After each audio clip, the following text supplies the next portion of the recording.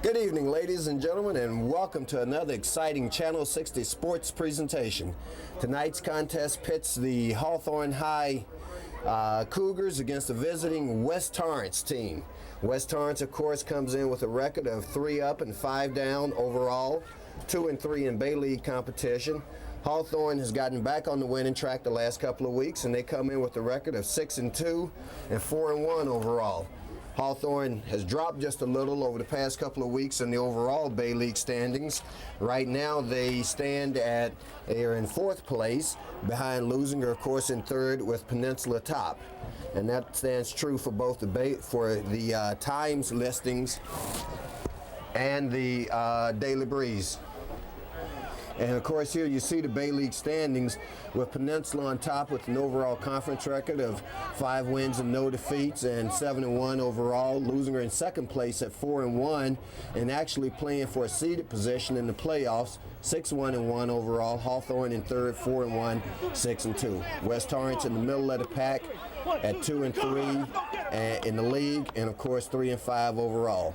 However, this West Torrance football team is a fairly good team, and they've given a number of teams in the Bay League some stiff competition this year. Dan, how do you size up this contest tonight? Well, tonight's an important game for Hawthorne as they're still in the Bay League race. As you've just gone over the standings, there's no love lost between both these teams. They had a tough game last year, and Hawthorne tonight is going to be without Kavika Purcell, who's not going to be in uniform, as well as the Agee brothers. So that's going to be some problems on defense for the Cougars. But this is going to be a great game.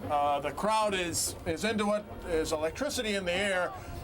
It's the forerunner for the game next week, the big one with Losinger High. This should be a great game tonight. And of course, even though West comes in with a losing record, actually a victory, Dan, puts them in the playoff hunt. So we should see actually a very good game, given that both teams have a lot at stake. Of course, Hawthorne wanting to still play for a seeded position, which gives you a little bit of an advantage in playoff time in terms of getting some home games versus having to go on the road to some of the places we've traveled the last couple of years, man. When you're 50, 60 miles away from home, makes it awfully tough. Well, here's a kickoff that's going to go to West Torrance. However, it looks like Hawthorne may have recovered it. And it's going to be Hawthorne's ball. Right off the bat, West Torrance fails to cover the kickoff, and of course it's a live ball for either team. And that was number 26 with the recovery for Hawthorne, Maze Tufeli, and we called that name a couple of weeks ago, Dan. We're going to call that again tonight. Maze Tufeli, a great linebacker. He's a great hitter and was heads up on that recovery. On the kickoff, it's 1st and 10 for the Cougars. Cougars, of course, coming off a big victory last week over Santa Monica. Once again, they got off to a slow start, but they were able to recover from the slow start. And here we've got an early flag on the play. Of course, the last time we saw these guys, Dan, 2 weeks ago, was a pretty bad showing, to say the least, against Peninsula. But again, as I said, they rebounded against Santa Monica, and they're back on the winning track. Well, they did, Rufus. We covered the game 2 weeks ago against Peninsula. Peninsula was sky high, and they came in and played a great game. Santa Monica last week tried, but Hawthorne came through with the victory. So it's a 1st and 15 now for the Cougars, operating from the West Torrance 42-yard line. They start with the ball on the ground. That's Marcel Jameson, their feature back, and he's going to be dropped for a loss on the play. So a somewhat inauspicious start for the Cougar attack tonight. On the stop was Scott Wells for West. I think we're going to call Scott Wells' number again. He's kind of the Maze Tufeli of the West High Warriors. He's in on a lot of tackles, and they happen to share the same number, so I think we're going to see him a lot tonight. With the loss on the play, makes it a 2nd down and looks like about 20. Let's call it 18 to be sure. Ball at the 44-yard line of West now. This time he dropped back to pass. He hits his receiver, Kelvin Hunter, and Hunter picks up a lot of yardage. Not quite enough for the 1st down, but it's going to make it a pretty decent 3rd down play for the Cougars here early in the 1st quarter. We've got 10:50 left of a scoreless contest.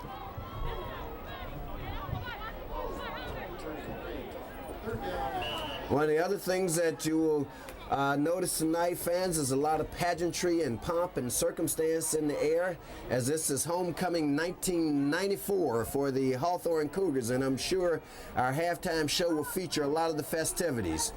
Once again, they keep it on the ground. This time they're going to swing around right. They've got the first down, going for more, finally driven out of bounds inside the 20, down near the 15. That's Siatina Lafu with the carry for the Cougars.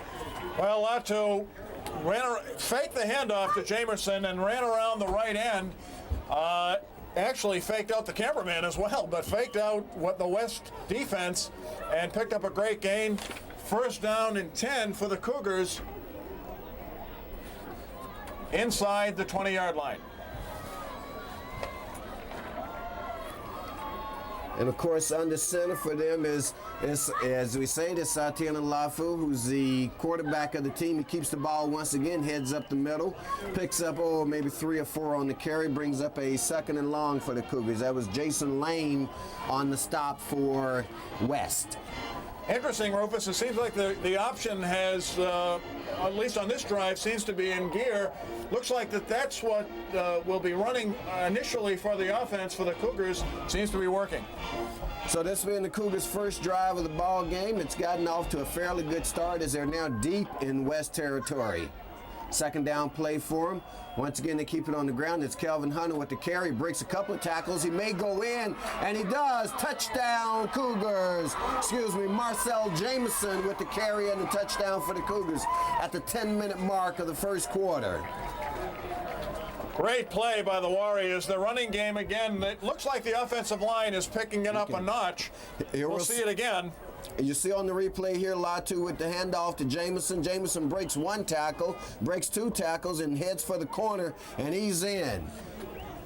Great block in there by Ephraim Lomu to spring Jamerson loose as he scores the touchdown, and the extra point will hopefully give Cougars a 7-0 lead. Here's Torres' kick. It's up, and it's good. Gabriel Torres with the PAT gives the Cougars an early 7-0 lead at the 10-minute mark of the first quarter over the visiting West Torrance football team.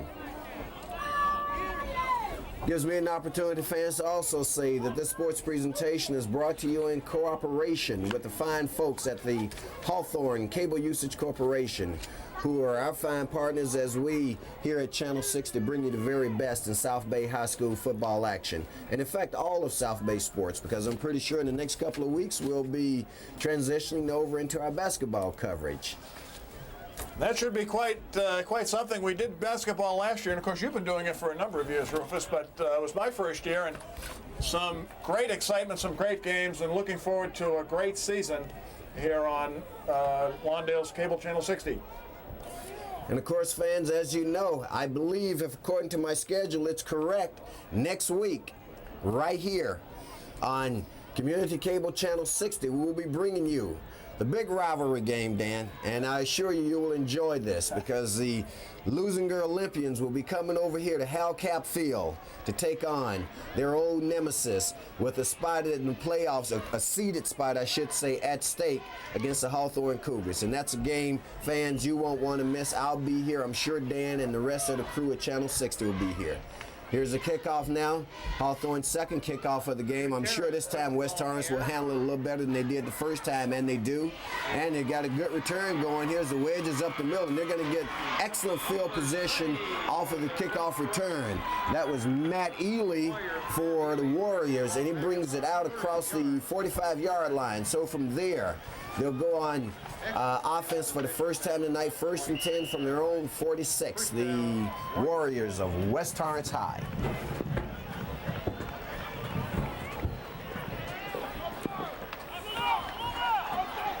Looks like Kirk Bowling will be starting a quarterback tonight for the Warriors. Bowling on a pitch back, and they barely get back to the line of scrimmage. Looked like for a moment he had some forward momentum going, but an excellent hit by the Hawthorne defender there. We're going to see it coming up on the replay in a moment, how the Hawthorne defensive line gave excellent pursuit on the play, and as they strung it out to the far side of the field, Dan, you will see here on the camera, on your monitor, there was number 33 on the hit for them, and of course that's Sione Fiana. Back to live action, makes it a 2nd down and 10 now for the Warriors. Once again, they keep it on the ground, and this time they're going to pick up, maybe 5 yards on the play. Makes it a 3rd and short for them. That was Latu Maola with the stop for the Cougars. Looks like Matt Ely is going to be the premier back so far for the West Torrance Warriors. He has been all season long. He's not a big fella, but he can run once he gets outside. Critical 3rd down play coming up for West Torrance now. We're still in the first quarter. It's a 3rd down and 3 for them. Ball in Cougar territory now at the Cougar 47-yard line.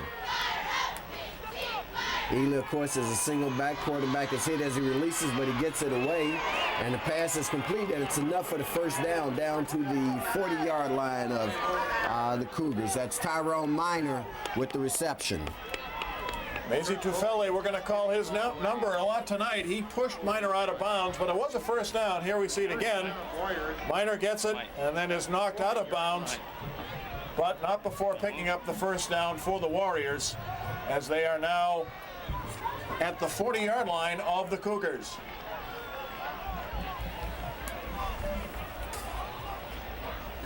Once again, they featured a single back in the backfield. Of course, that's Ely. And they hand off to him once again. He cuts up the middle. He's got some running room here. Arm tackle doesn't bring him down. And he's finally driven out of bounds, but not before he's deep in the Cougar territory. That's Aaron Butler for Hawthorne, who finally drove him out. And he's down around the 10-yard line. They're going to spot it actually at the 15 is where he went out of bounds, they're going to say, because he was dancing down the sidelines, Dan. Here we see it again. The handoff to the lone setback, Ely, and Ely just runs outside. A missed tackle there, and finally knocked out of bounds by number 2, Aaron Butler. He saved a touchdown for the Cougars as it puts the ball within the 10-yard line. Makes it a 1st and 10 now for the Warriors of West Torrance High School. We're here in the first quarter at the 8-minute mark. Cougars, of course, leading by a score of 7-0. Warriors seeking to draw even. Once again, Ely takes the pitch back. This time he heads left and he falls down on his own. Tripped over the yard marker there, Dan, as he was heading around the left side. Well, he did. In fact, he was running left, but Malachi Uhi was waiting for him, and I think maybe that might have been one of the reasons why he tripped. Probably a good decision on his part, because Malachi Uhi is certainly a hard hitter. That he is. Makes it a 2nd down and 8 now for the West Torrance Warriors. Ball spotted at about the 7-yard line. Once again, they give it to Ely. Ely works his way up the middle. He's going to be brought down by a host of tacklers from Hawthorne. Leading the way, of course, was Tufeli.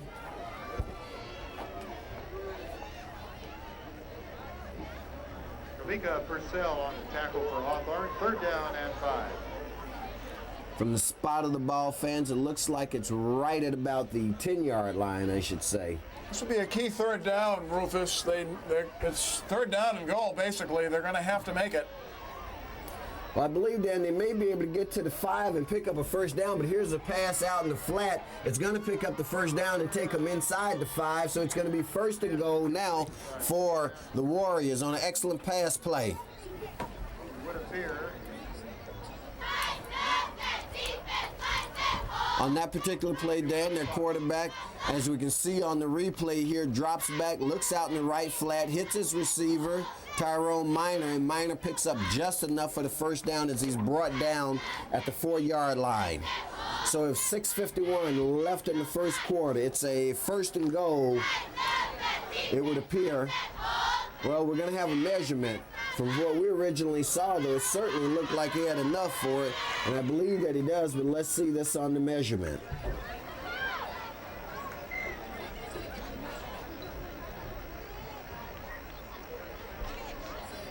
And it is a 1st down.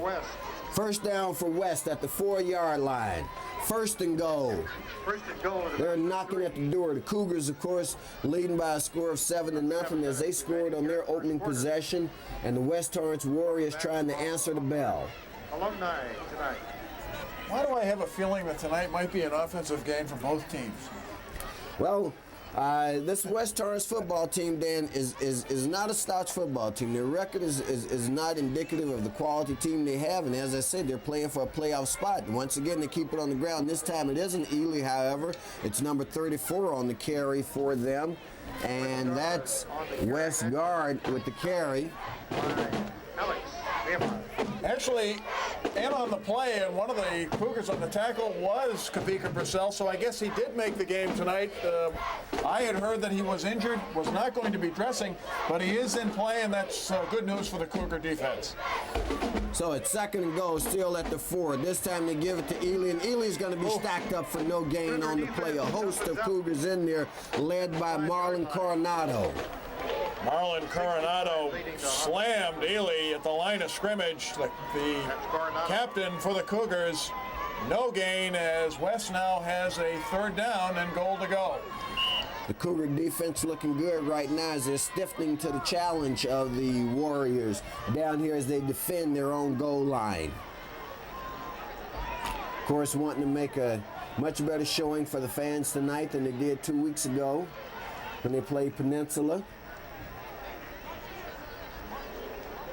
They send a man in motion. This time they drop back to pass. They put it in the air, and it's too far. It's going to bring up a 4th down now. That pass intended for West Guard. Their quarterback, of course, is Kirk Bowling.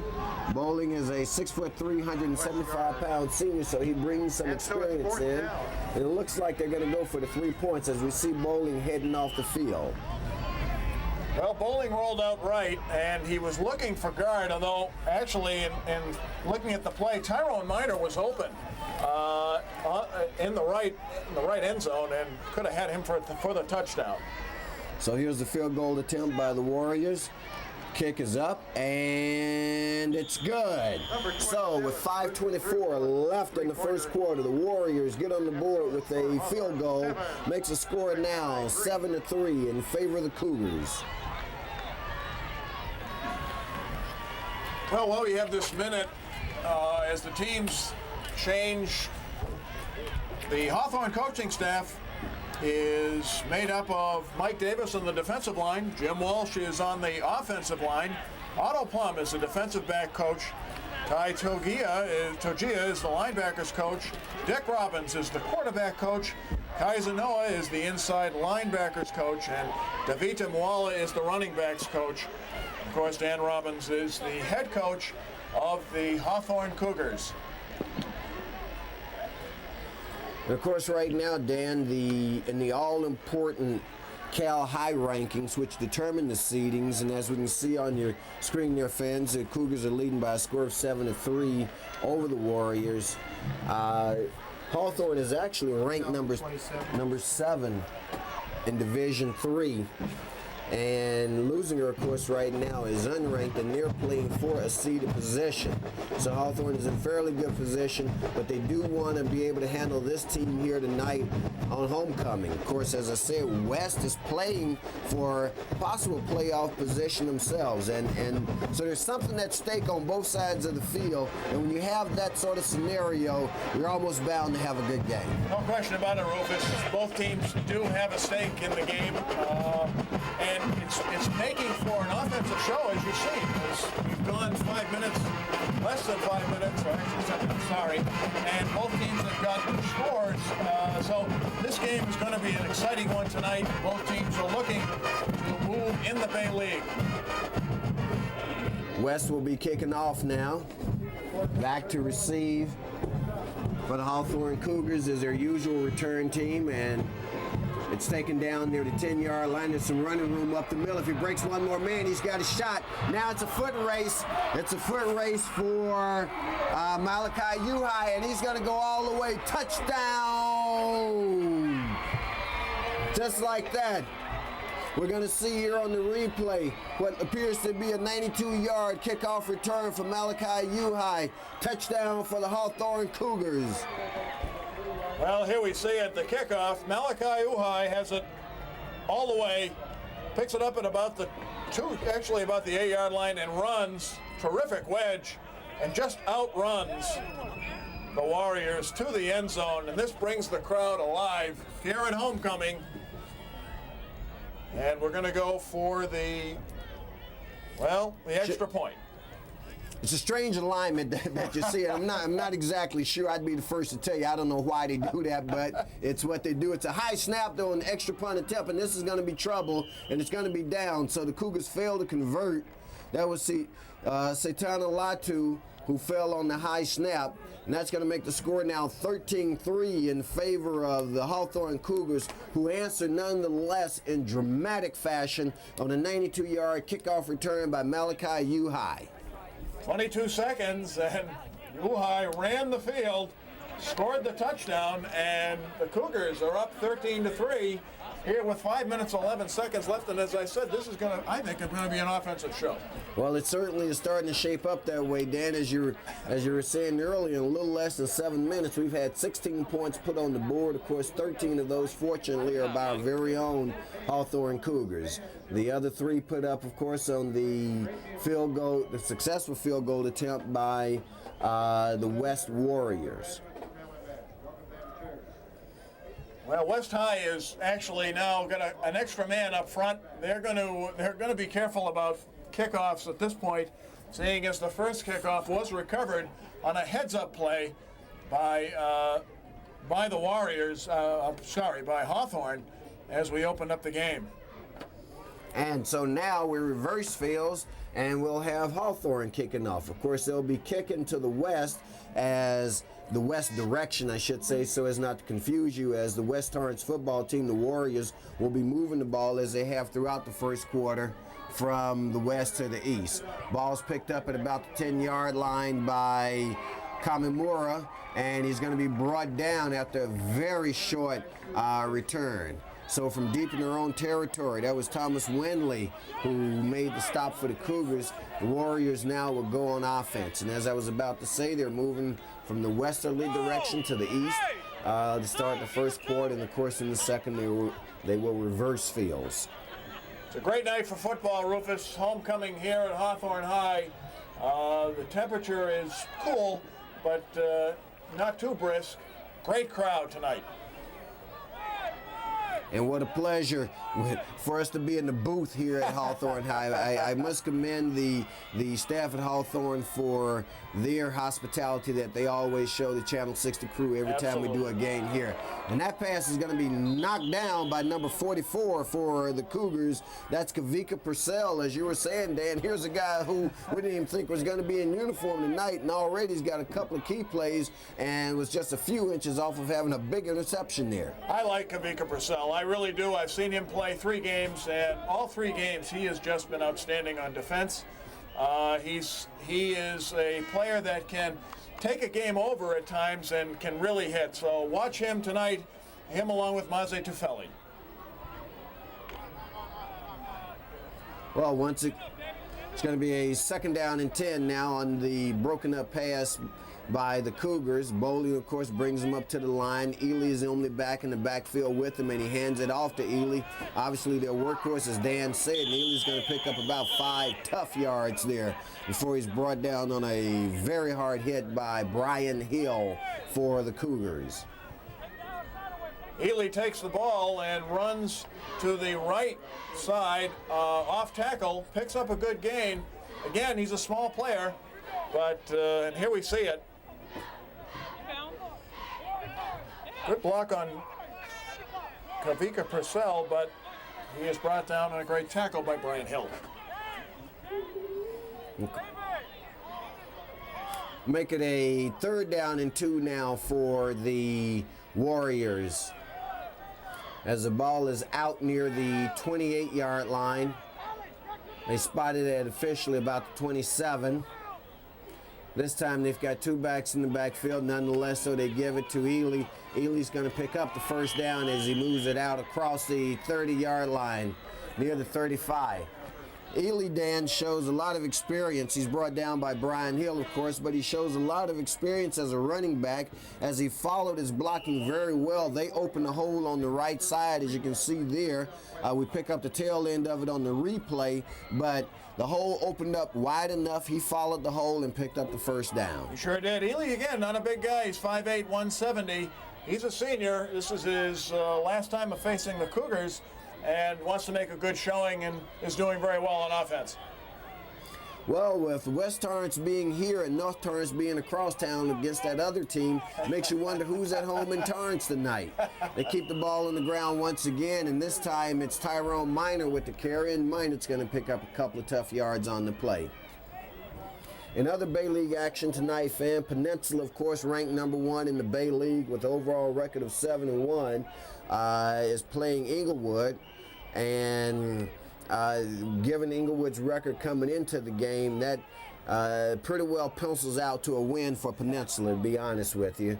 Losinger, of course, is playing North Torrance, as I mentioned, and Hawthorne, of course, is here tonight against West Torrance. Santa Monica is playing at Torrance as well. So that's the only team that's home tonight. That's Torrance against Santa Monica. Once again, on a drop back pass to Minor. Minor hits the left side and is going to be awfully close to the first down marker. This one will depend on the spot as it brought him down right at the marker. That was Sylvester Savala on the stop along with Kelvin Hunter for the Cougars. This is going to be close. Actually, I think they did make it, Rufus. Great play by the Warriors. Warriors are not known as a passing team. Here we see it. Actually, we were going to see it.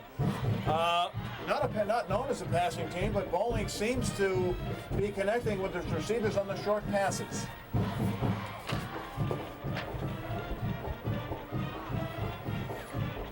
And of course, one of the things that the Cougars haven't done tonight as we come back to live action, 1st and 10, ball out across the 40-yard line for West Torrance. Here's a pitch back to Ely. Ely's going to be strung out this time. This is going to go for a big loss. He tries to turn the corner and just can't get the forward momentum as the Cougar defenders, led by Aaron Butler, Dan, strung the play out beautifully and gave time for some help to get there. Well, Ely was hoping to go around right end again, but it wasn't going to work as 3 Hawthorne Cougars were on the play and in pursuit, led by Butler as well as Kavika Purcell again. So running wide right is can pay some dividends, but the Cougars were warm on that one and snuffed it out pretty well. We've got about a minute and a half left in the first quarter, fans. The Hawthorne Cougars at home on homecoming night in 1994, leading the West Torrance Warriors by a score of 13-3 here in the first quarter. We've got a flag on the play right as it got started. On the carry was West Guard, but let's see how the referees sort this out.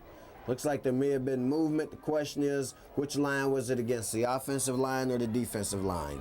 Siona Fainu also in on the stop for the Cougars. Well, it looked like there was some motion. Actually, the left guard might have moved for the Warriors and drew the Cougar defensive tackle offside, and I think looks like it's going to be the call. The decision now for Dan Robbins is whether to take the penalty or not, and it looks like they are going to take it. So that'll make it 2nd and about 16. Well, I saw one member of the coaching staff, Dan, signal that they didn't want to take it. I'm not sure whether they were, actually I believe they had an option on it, but the referee imposed his will seemingly and decided that he'd move him back 5 yards. So with the penalty, it makes it a 2nd down and 15 now from the 37-yard line for the Warriors. A single back in the backfield. Of course, I don't need to tell you that that's Ely, nor do I need to tell you that that's Ely with the carry, and he's only going to pick up maybe 2 yards on the play. It's going to bring up a 3rd and very long, Dan, as Thomas Windley was one of several Cougars in on the stop. Well, Ely again going left this time between the end and left tackle, picks up a couple on the play, snuffed out very well by the Cougar defense. He's the only back right now, that one-back offense for the Warriors, and the Cougars look like they're reading it very well. They're playing some inspired football tonight, Dan, I must say, in comparison to when we last saw them. And, of course, that can be nothing more than a tribute to the coaching staff that got the guys back together, and they're just playing good football tonight. This time, Bowling drops back to pass, hits his man. They're trying to set up the screen. However, it's going to come up way short of the first down. It's going to bring up a 4th and 12, an obvious punting situation. That pass from Bowling went to Minor. Minor made the reception, but only picked up a few yards on the play before he was driven out of bounds by Sione Fanu. Well, again, the Cougar defense certainly looking much more precise tonight than they did 2 weeks ago against Peninsula, and that's good for them as they head into the playoffs. Brings up a punting situation for West. Back to receive for the Cougars is number 1, Kelvin Hunter, and number 8, of course, Malachi Uhai, the ever-dangerous Malachi Uhai. Absolutely. And of course, the quarterback, Kirk Bowling, with the punt. Looks like a Cougar may have gotten a piece of it. It's an awfully short punt. Hunter's going to pick it up, and he brings it out to about the 45-yard line. Give him about 10 yards on the return, fans, as he picked it up at about the 35. That was Richard Reed for West, who finally brought him down. They're going to spot it officially just inside the 45, near the 44.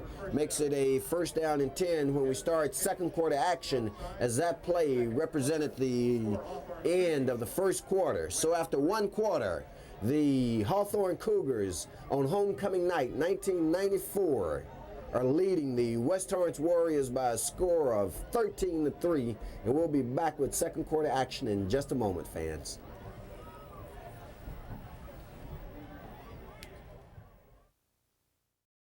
Back to second quarter action here. Cougars leading by a score of 13-3. They started out by keeping it on the ground, giving it to Marcel Jamison, and Jamison almost picks up a 1st down, Dan, on that carry. Nice carry on the first one by Jamison tonight. He was brought down in there by number 54 for West. That was Ken Torta. But it'll be great for the offense if Jamison get his legs going and start warming up. They're going to give him 9 yards on the carry. It makes it a 2nd down and 1 now for the Cougars. Ball in Hawthorne, in West territory. We've got a stoppage of play here. It's not an official timeout. Looks like an equipment problem that Marcel Jamison is having, and the very alert officiating crew noticed the problem. They stopped the play, didn't charge the Cougars with a timeout. They get the problem corrected. In the backfield is Malachi Uhai and Marcel Jamison. Of course, Siana Letu is a quarterback. He gives it to Jamison, number 5. Jamison has some running room. He breaks a couple of tackles inside, picks up the 1st down and a whole lot more as he takes it down near the 35-yard line. Finally on the stop was West guard. Great run by Jamison as he again runs to his left. Some great blocking on the offensive line, as you'll see it here. 1st down, Cougars at the 30. Fake, and Jamison goes outside. Looks like he was going to break it, but West guard made a saving tackle. It's 1st and 10 for the Cougars.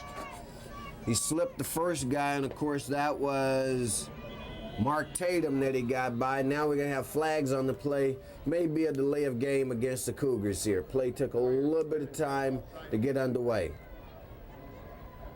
Seems that way. No, actually, it's going against West. So that's going to give the Cougars a cheap 5 yards. It'll make it a 1st down and 5 for them now, as the ball is spotted at the 31-yard line of West. We're just underway in the second quarter. We've got 10:45 left in the first half, with the Cougars leading by a score of 13-3. Letu fakes the handoff, drops back, hits his receiver, Uhai. Uhai has some running room down the right side. Touchdown!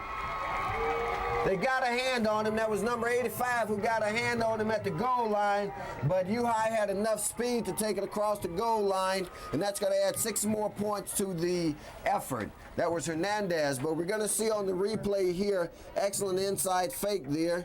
Then Letu hits Uhai. Uhai goes down the right side. There's no one near him, and by the time someone gets close to him, he's already in zone.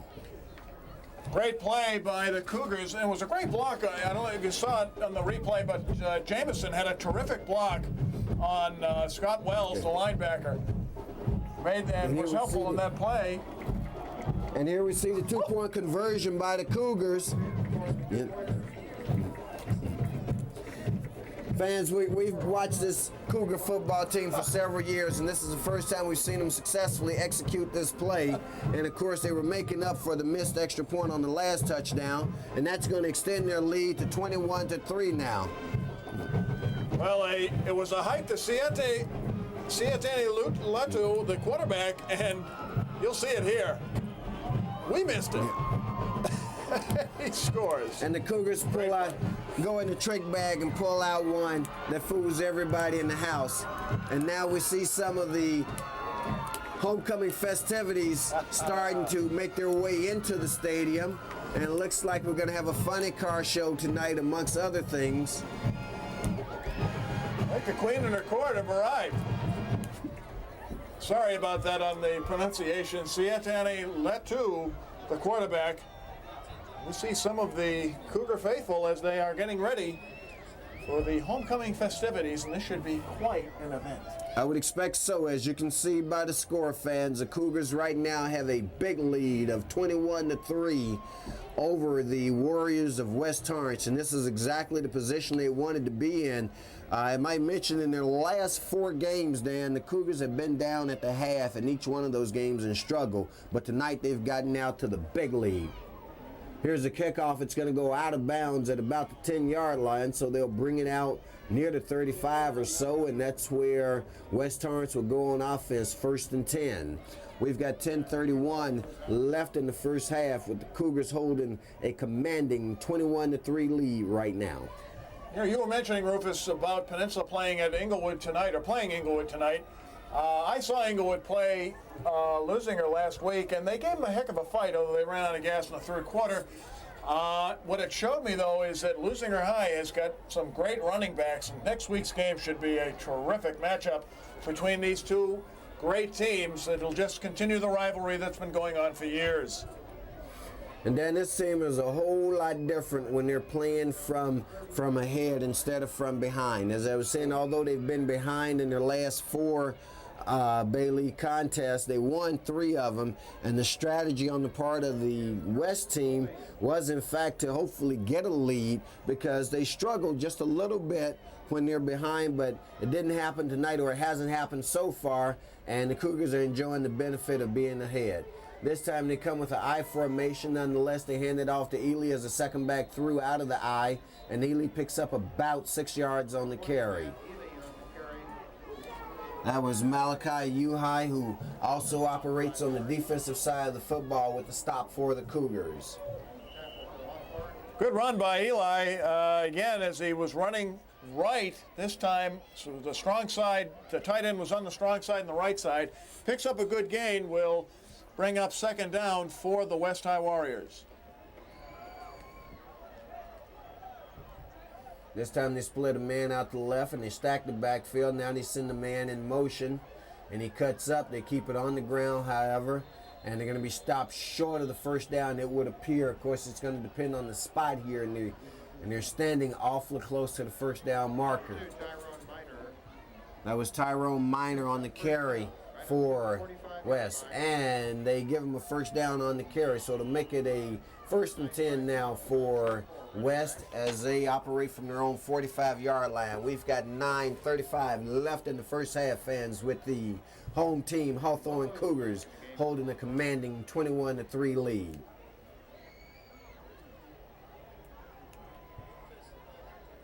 Number 24, Nate Harrison, is in there.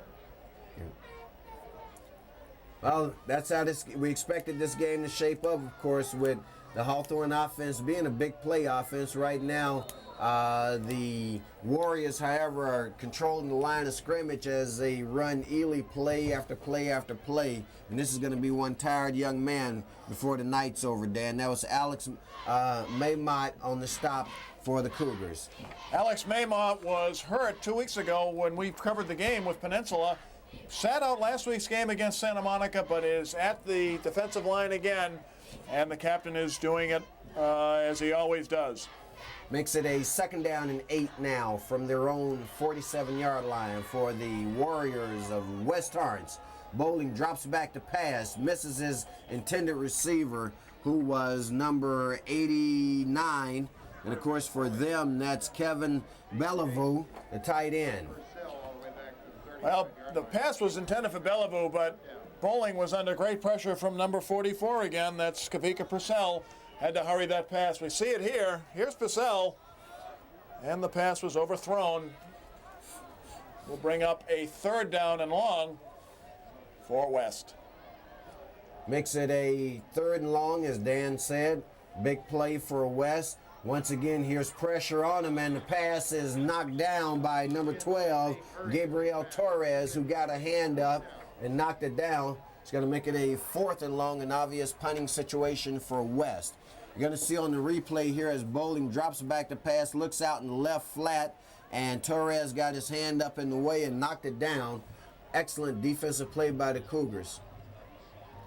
And once again, dropping back in punt coverage for the Cougars as Calvin Hunter, number 1, and Malachi Uhai, number 8. Kirk Bowling, of course, as we said earlier, the starting quarterback, also doubles as a punter. Here's a high snap. He gets it down. He's going to be knocked down on the play, but the referee disdains the act. That's Hunter with the carry. He's coming around the left side. He's got a block. He's got some room. He's got what he needs. One more block. He cuts across the middle of the field. Let's see if he can make it. One man's in pursuit. He may go all the way. He doesn't. But finally brought down at about the 10-yard line. However, there's an indication that the referees may have blown the play dead. Back up the field. We'll have to wait and see. But making a touchdown-saving tackle was Mike Sabala, number 21 for West. Calvin Hunter, here we see it again. Here's the punt. It was a high snap. Well, let's see on the replay, if we can, fans, exactly what happened. But the officials are definitely bringing it back. We see Calvin Hunter head right into the living room screen. He breaks a tackle there, looks for some blocking. I think they're going to say he stepped out of bounds back upfield, Dan. I think you're right, Rufus. I think he stepped out of bounds. They called it that he stepped out at the 46-yard line of the Cougars. Great run back by Hunter. But in any event, it gives the Cougars great field position. And a fortuitous break for the West football team, because otherwise they would have been in big trouble. And here we're going to see in the slow motion replay, excellent camera coverage by the crew at Channel 60 as we see where he stepped out of bounds there at the 46-yard line. Great job, guys. Hunter once again, Marcel Jameson, with the carry, and Jameson picks up about 4 yards as he takes it out near midfield. That's Ken Torter, I should say, on the stop for West. So the officiating crew, Dan, we got to give them credit too, right on top of it. They saw where he stepped out of bounds, and that's good. You like to see that happen. This team, the Cougar team, is a proud team. They don't want anything cheap. Anything they need, they can earn. Absolutely. Makes it a 2nd down and 7 now for the Cougars. From the 49-yard line, looks like we're going to have movement along the left side of the offensive line. That appears to be Jerry Ibarra. Over on the left side, he moved, and that's going to back the Cougar attack up 5 yards. Well, he might have been just a bit overreacting, over-anxious on the play. Understandable with the big lead here in the second quarter. It's homecoming night. Everybody is just juiced up. Cougars are playing great so far. Makes it a 2nd down and 11 now for the Cougars as that moves the ball back inside the 45-yard line. Here's the pitch out. Turning upfield is Jameson. Jameson looking for a block. Decides to do it on his own. And he picks up the 1st down. Excellent coverage by the strong safety for West. However, the lack of support left him hung out to dry by himself. As you see him stepping in here to try to make the play, and it finally took a host of Warriors to bring down Jameson, but not until after he picked up the 1st down, Dan. There was a great block in there by Maze Tufeli that knocked out the outside linebacker that allowed Jameson to cut back in, pick up the 1st down. The Cougars are playing very well so far on this drive. So with just under 6 minutes left in the first half, it's a 1st and 10 for the Cougars from the Warrior 42-yard line. This time out of the I formation, we're going to get another penalty on the play, and I do believe this will go against the Cougars. That play just never quite got underway, Dan. No, I think what happened was the offensive line actually started off, but the center didn't snap the ball yet. So,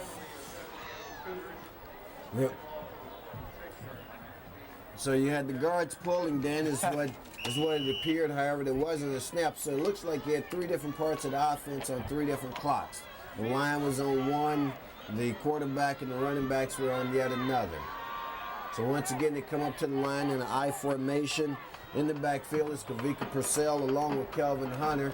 They give it to Kelvin Hunter. He's hit initially for no gain. However, he breaks that tackle. He's still on his feet. He's broken two tackles, broken a third tackle, and it takes about 4 Torrance clears to bring him down, and they finally do near the line of scrimmage.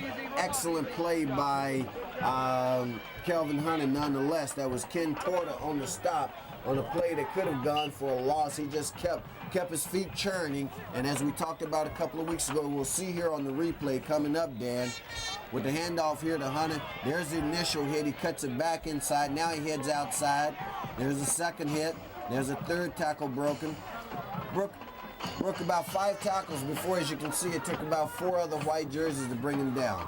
Good leg work by Kelvin Hunter. This time they go out in the flat, and the pass is complete to Nick DiErico, and he's going to be awfully close to a first down. And the referee does indeed signal first down for the Cougars at the 30-yard line. So that keeps the drive alive, Dan, as we move inside of 6 minutes left in the first half. Nick DiErico comes in and gave him a two wide receivers split with Jerry Ibarra in there. Picked him up. Here we see it on the replay for a first down, and the Cougars are marching. And once again, that's the quarterback, Sitana Latu, who brings him up. This time he's dropping back the pass. He looks the pass. He's receiving heavy pursuit, decides to bring it down, keeps it himself, and dives forward for about 4 yards of that. For about 4. And we're going to see on the replay here as on the option play, if you will, or at least a modified option, Latu drops back the pass, doesn't find an open receiver, pulls it down, and just barrels his head right in there. He was looking for number 11, Nick DiErico again. Rico was covered, but Latu just put his head down and banged into William Hernandez. Makes it a 2nd down and 4 now for the Cougars. And there was certainly no hook slide on Latu's part. This time he makes the wiser decision to drop back and pass. He's got a man in the end zone. The ball's up, and it's good. Touchdown. Touchdown, Cougars. That was Brian Gray on the reception from Sitana Latu.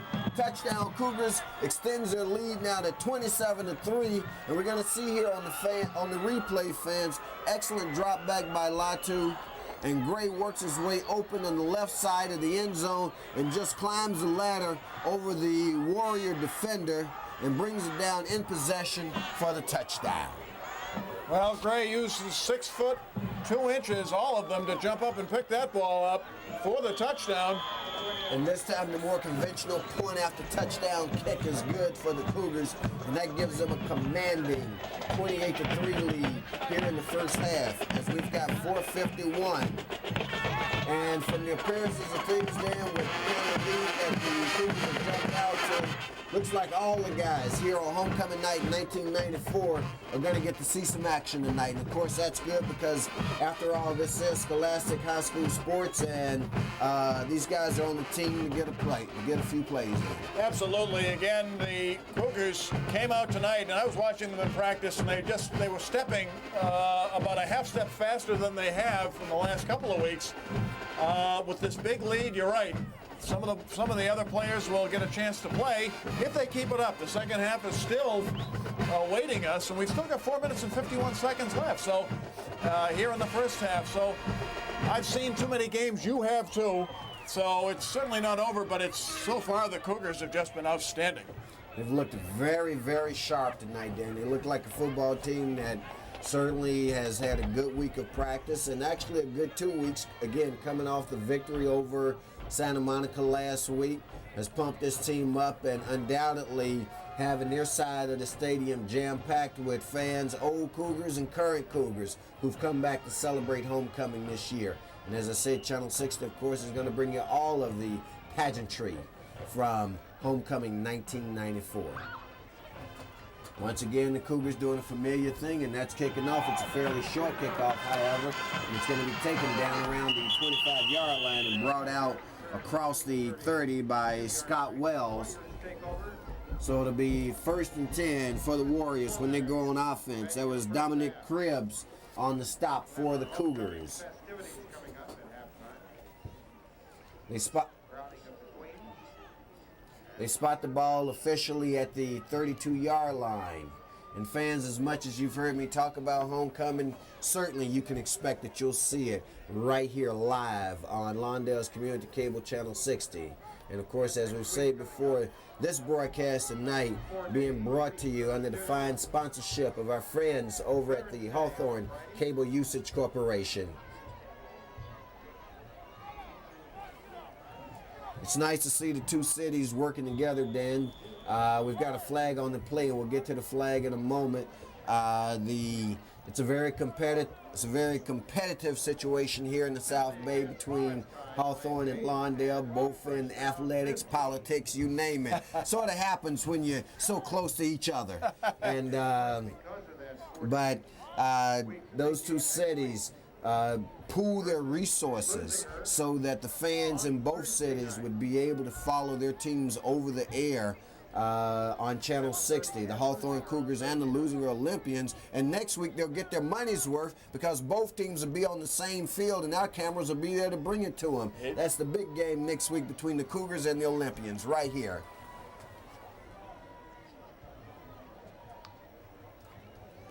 It's 1st and 15 now for West. And here's an interception by Kelvin Hunter, and he's got some running room. He could go all the way. We don't see the signal yet from the officials. The players think it's a touchdown, and now we do. Well, there's still some confusion as to whether it's a touchdown or not, but they moved the scoreboard, so I'm going to take that as a pretty doggone good sign that that's a touchdown, man. I think he got in. Again, a great anticipation by Hunter on this pass as Bowling went back and looked, and we'll see it here. Bowling drops back and is looking all the way. Hunter steps in front, picks it off, and is off to the races. 35-yard touchdown, interception, touchdown return by Kelvin Hunter. So tonight, Dan, the Cougars have scored virtually every way imaginable. They've scored on special teams, they've scored on defense, they've scored on offense, and with 3:50 left in the first half, they've already put 34 points on the board, and they're going for 35 here. I think there was some decision there as to whether Hunter was knocked out of bounds by number 34 West guard, but he made it in. The ball crossed the plane. And we've still got an injured Warrior player down right at the goal line on the far left side, Dan. We're trying to find out who that Tyrone is. Minor. It would appear from here, guys, if we can get a camera in there to see who the injured player is for West. And he's been down for quite some time and has not moved at all. Let's hope it's not serious and that they're just taking the necessary precautions not to further aggravate whatever the situation is. Well, if it's Tyrone Minor, he is a large portion of their offense and defense, and that would be a blow for the West High Warriors. And it looks like he is in some severe pain out there. And we're trying to get a camera over there, fans, to see if we can get a closer picture of exactly what's going on. But they've taken this opportunity to stop the action on the field, which gives us a chance to tell you that the score right now with 3:58 left in the first half is correct. Tyrone Minor, as we can see now on our fine camera coverage there, and you can see he's laid out on the ground. The medical staff is out giving him attention there. But right now he's motionless, and as soon as we have some information as to what the extent or nature of his injuries is, fan, we'll pass that information along to you. Well, we certainly hope that it's nothing serious, as Minor, along with a number of players, tried to knock Hunter out of bounds before he scored on that interception return.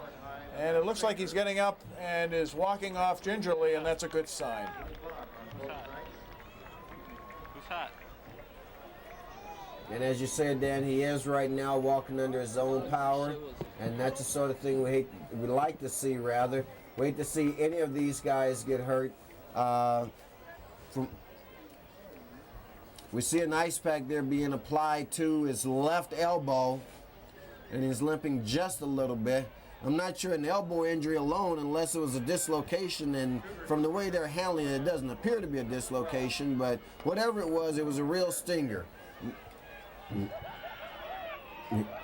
And the two-point conversion is good, as we see the fake kick and the up back took the snap, Dan. It's what happened there. So we've seen a little bit of everything tonight. They did it again. It was scheduled to be a kick, a PAT, and again a fake on the handoff, and they scored the two-point conversion. The Warriors are up 36-3. Cougars are up 36-3. I'm sorry, I said Warriors. Pardon me. The Warriors certainly wish they were up 36-3 right now. And right now they're wondering, gosh, when's this game going to be over? But the Cougars, of course, like I say, they've got some pent-up frustration, Dan. After the shellacking 2 weeks ago, and then they came back the next week against Santa Monica in a game that, although they won, they struggled against Santa Monica, and in fact trailed by a score of 13-8 at the half. And so there's a lot of stuff that the Cougars are getting out of their system tonight. Sure looks like it here in the first half. Cougars have been flawless, playing errorless ball. The defense has stopped the West High Warriors on 3 drives, and the offense has just been moving up and down the field. So all cylinders are clicking so far. It looks like a good night for homecoming here for the Hawthorne Cougars. Better it be tonight yes. than a few Fridays ago.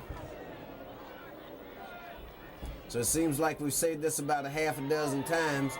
Cougar kickoff once again, fairly short kickoff to the 30-yard line, taken by one of the upbacks for West, and he gets a good return out to the 45-yard line.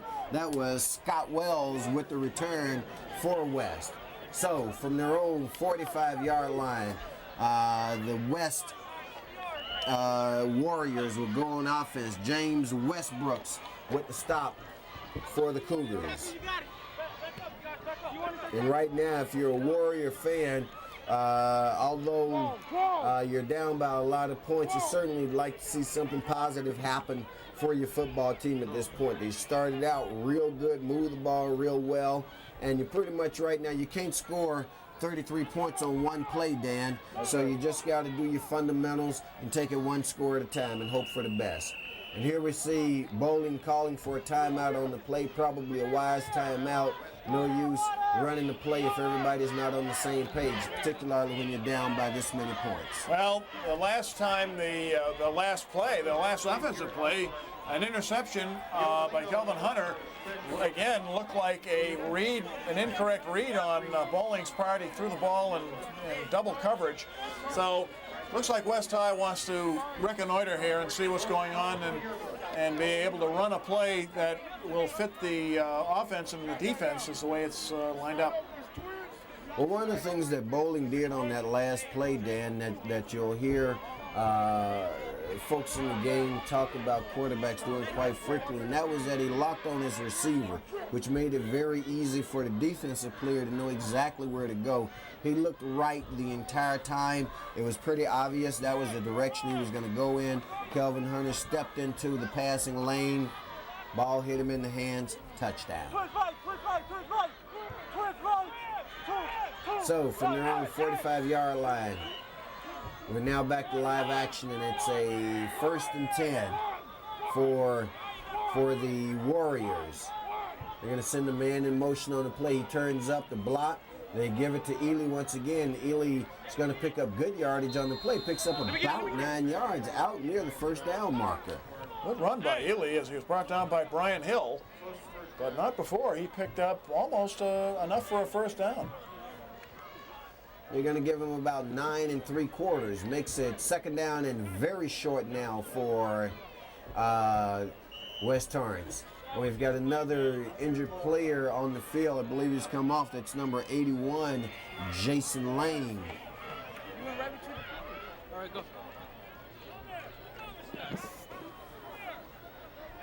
So it's a second and very short sort of play where you can do a couple of different things. They do the basic thing first, and that's to give the ball to Ely. Ely easily picks up the first down, about 10 more as he takes it down to the 35-yard line of the Cougars. We've got 2 minutes and a half left, 2 minutes and 30 seconds, I should say, left in the first half. Warriors at the 35-yard line of the Cougars, looking to get a little offensive momentum before the half is over, Dan. Well, it looks like they're succeeding so far, as both runs by Ely required defensive backs to make the tackle. That's not good for the defense and stands in good stead for the offense. So we'll watch here for the final 2 minutes and 13 seconds, see what the Warriors can do. Bowling is going to bring them up to the line of scrimmage. 10 for the Warriors. They're going to send the man in motion on the play. He turns up the block. They give it to Ely once again. Ely is going to pick up good yardage on the play. Picks up about 9 yards out near the first down marker. Good run by Ely as he was brought down by Brian Hill, but not before. He picked up almost enough for a first down. They're going to give him about 9 3/4. Makes it second down and very short now for West Torrance. And we've got another injured player on the field. I believe he's come off. That's number 81, Jason Lane. All right, go. So it's a second and very short sort of play where you can do a couple of different things. They do the basic thing first, and that's to give the ball to Ely. Ely easily picks up the first down, about 10 more as he takes it down to the 35-yard line of the Cougars. We've got 2 minutes and a half left, 2 minutes and 30 seconds, I should say, left in the first half. Warriors at the 35-yard line of the Cougars, looking to get a little offensive momentum before the half is over, Dan. Well, it looks like they're succeeding so far, as both runs by Ely required defensive backs to make the tackle. That's not good for the defense and stands in good stead for the offense. So we'll watch here for the final 2 minutes and 13 seconds, see what the Warriors can do. Bowling is going to bring them up to the line of scrimmage. And on the play, they're going to be stopped for a loss. Looks like a loss of about 4. And that was number 34, West Guard. Excellent Cougar defensive play, however, knocks him for a loss of about 3. Well, they're going to give him forward momentum and say he was driven back on the play, Dan. So they actually give him a yard positive gain, although he went backwards about 4. Well, again, the Cougars were en masse on this play, led by number 44, Kavika Purcell. Great defense by the Cougars. Once again, we're going to have Bowling calling a timeout for West. Of course, that timeout gives us a chance to honor a couple of Cougars who were recently named Players of the Week. This was coming off the Inglewood game. Marcel Jameson, Dominique Cribbs, and Brian Hill were all named Players of the Week for the Cougars pursuant to the Inglewood game, which is something that the coaching staff does for the players. It inspires the guys. Everybody likes recognition, and this gives the guys a chance to be recognized by their coaching staff and by their fans, because these flyers are passed out throughout the crowd, Dan, so everybody gets a chance to know who some of the Cougars are. Well, it's great again here in great high school football here in the Bay League, and it's always great to be recognized. The Cougars playing very, very well. Again, the recognition being spread around, running backs, offensive linemen, defensive linemen, everybody contributes, and it's just a great thing to see, especially at this level, for recognition to be passed out. And of course, in the more recent game, in the Peninsula game, the player of the week for that game was Brian Gray, whose name we've called quite a bit tonight already, Dan. And in last week's Santa Monica game, 3 guys stepped up big for the Cougars. Satiana Latu, James Westbrook, and Gabriel Torrance. Again, names that are familiar to those of you who listen to our broadcast here on Lawndale's Community Cable Channel 60.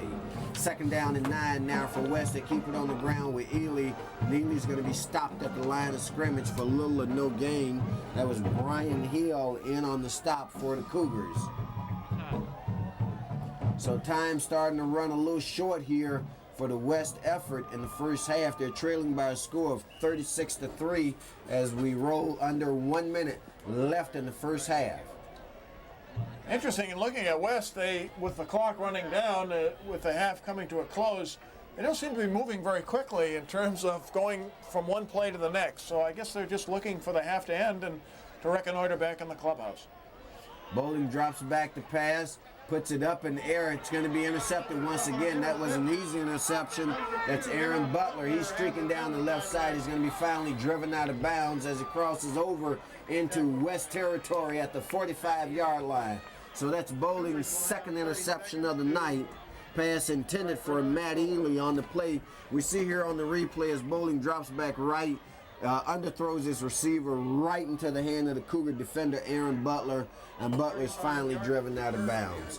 So with 31 seconds left in the first half, the Cougars have an opportunity now to expand upon their 33-point lead as the score stands right now at 36-3. They line up in an I formation with a receiver in the slot. They pass out here in the flat to Hunter. Hunter breaks one tackle and he's finally driven out of bounds, and not before he picks up the first down, however, as he crosses the 35-yard line. That was William Hernandez who drove him out for the Warriors of West Torrance. Well, Excuse me, go ahead, Dan, please. Well, I tell you, in contrast, the Cougars are moving very quickly here as they want to put some points on the board before the half ends. Clock stopped momentarily for the change to be reset as it is a first down. Now Latu brings him up to the line of scrimmage. He's got Uhai and Jameson in the backfield. He gives it to Jameson. Jameson cuts up the middle. Had an opening there for a moment. However, it closed down fairly quickly, but he picked up about 7 yards on the carry before the opening closed on him. And there are 14 seconds left in the first half, and the Cougars are now going to take a timeout. They probably have an opportunity, Dan, to get off maybe 2 plays here. Well, I think you're right, Rufus. Probably a pass will be in store here for this play, and then the next play, depending upon the gain, will be either a pass or, in fact, could be a field goal. Depends if they, in fact, get in there or not. I looked in the last play, and I noticed that Charles Allen, the big right tackle for the Cougars, had a great block that allowed Jameson to cut inside and pick up some yardage, pick up about 8 on that play. Will bring second down, and the Cougars, again, are knocking on the door. And when you say big right tackle, Dan, you're being very modest. Charles Allen weighs in at 6 feet 7 inches tall, 290 pounds, fans.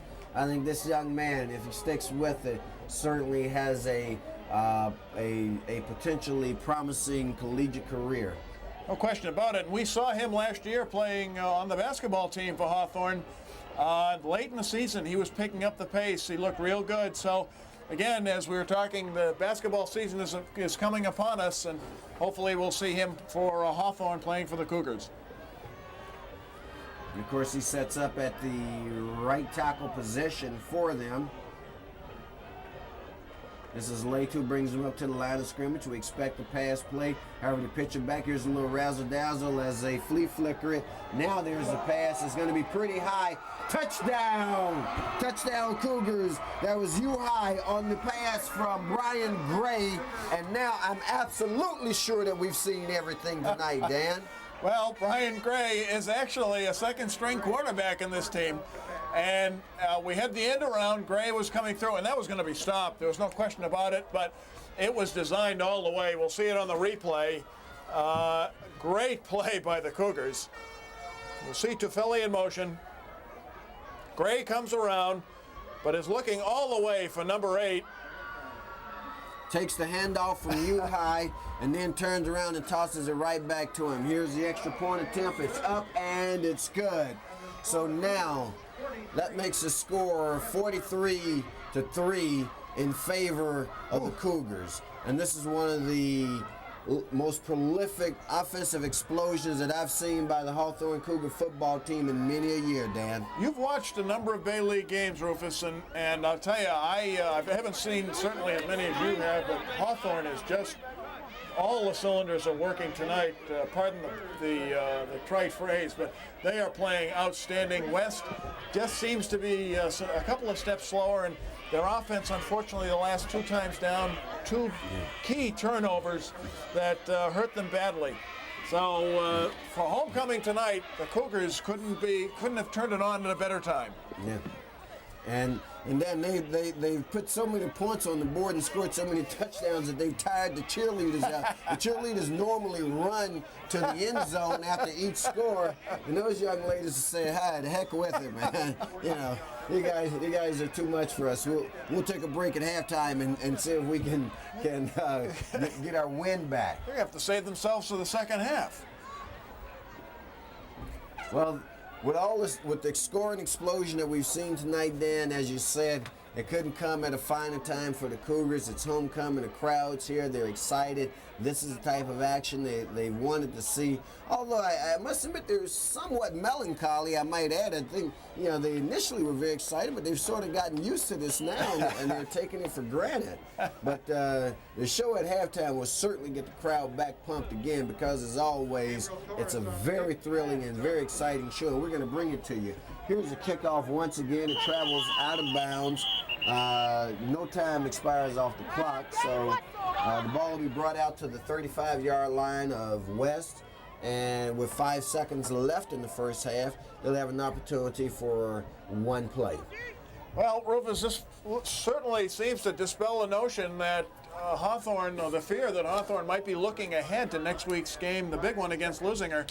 But that doesn't seem to be the case at this point, with 43 points being scored in the first half so far, and certainly the team looking so well that the second half bodes very well for them as well. Well, when you've got a 40-point lead, it's hard to imagine otherwise. So we'll see what type of 40-point play the West Warriors pull out of their bag with 5 seconds left in the first half here. I think they're going to do the smart thing, hand it off to Ely, and that will end the first half. But fans, you talk about a high note. The first half ends with the Cougars leading by a score of 43-3 over the visiting West Torrance Warriors. And we're going to have an opportunity, fans, to take one more look at that last Cougar score before we move into the halftime festivities. As we say, it was a flea flicker here. Letu pitches it out to Uhai. Uhai hands it off to Gray. Gray finds Uhai in the end zone all alone. Touchdown Cougars. Nobody there but Uhai and the referee. There was nobody near him within 10 yards, and a great play designed by Dan Robbins as the Cougars putting on an offensive show for us tonight. And fans, we want you to stay right where you are because we're going to bring to you all of the homecoming festivities right here at Hal Cap Field at Hawthorne High School as we celebrate Hawthorne's 1994 homecoming. Won't you join us?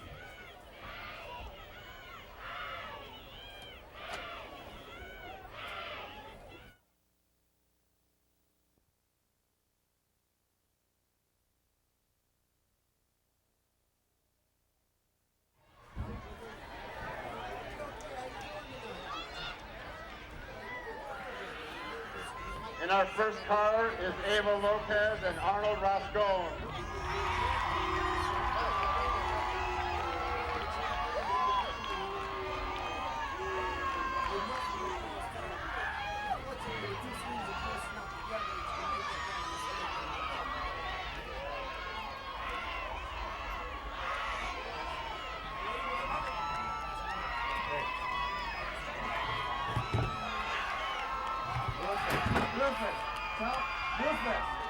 Rufus.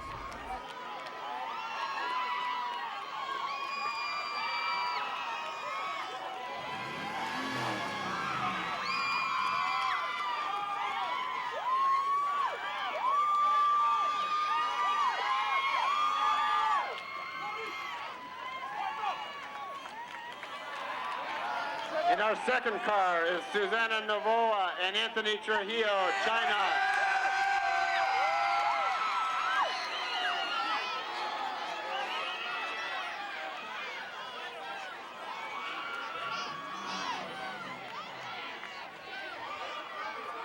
excuse me. They switched cars. In this car is Yvette Gonzalez and Dinesh Mirchandari.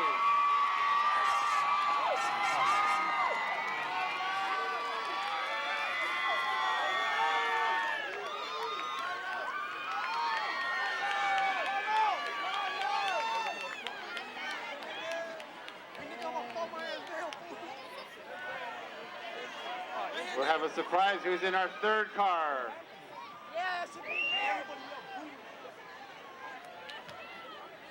It looks like in our third car, we have Brandy Gray and Israel De La Torre.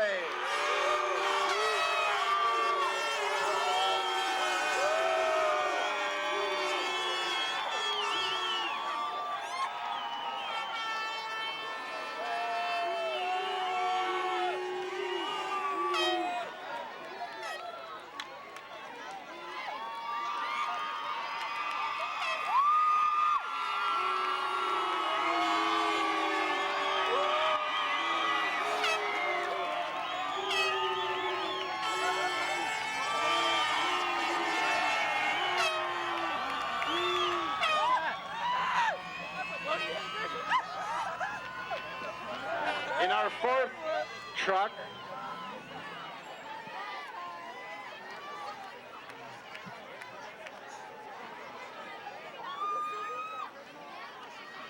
I believe it's Nancy Cabrera and Guillermo Rascon.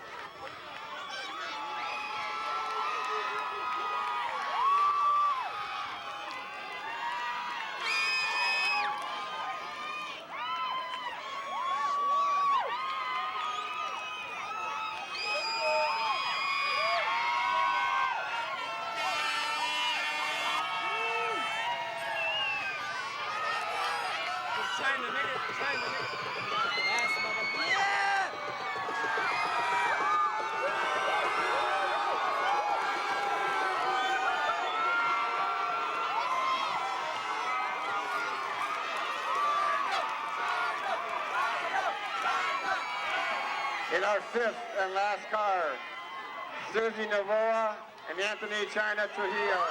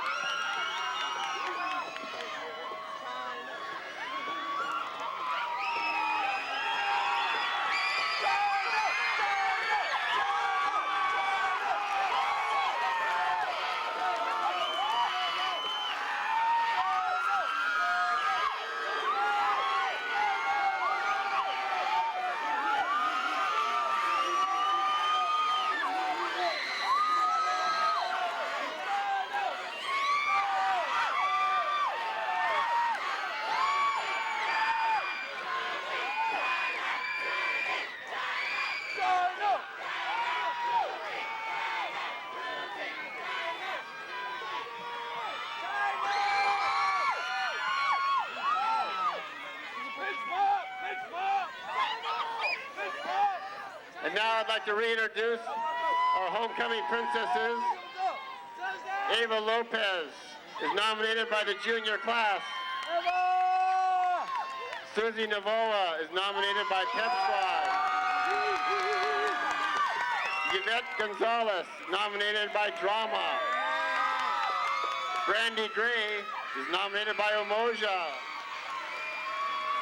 And Nancy Cabrera is nominated by Drill Team. Our princes are Arnold Roscone is nominated by Varsity Baseball. Anthony China Trujillo is nominated by Pep Squad. Dinesh Merchandari is nominated by Drama. Israel De La Torre is nominated by Advanced Chorale. And certainly not least is Guillermo Rasco, nominated by Drill Team.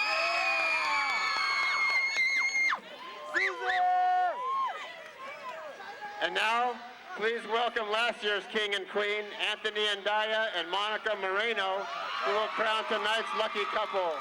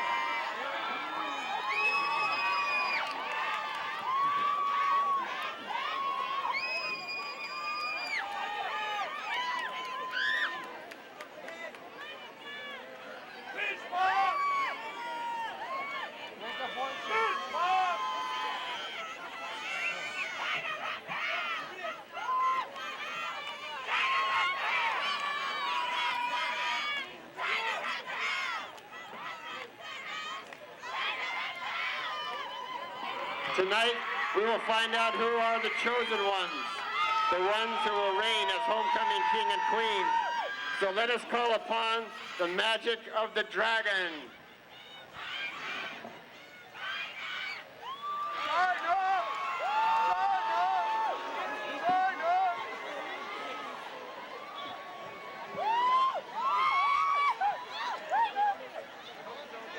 Hey, J.O., let's throw your mama's mask.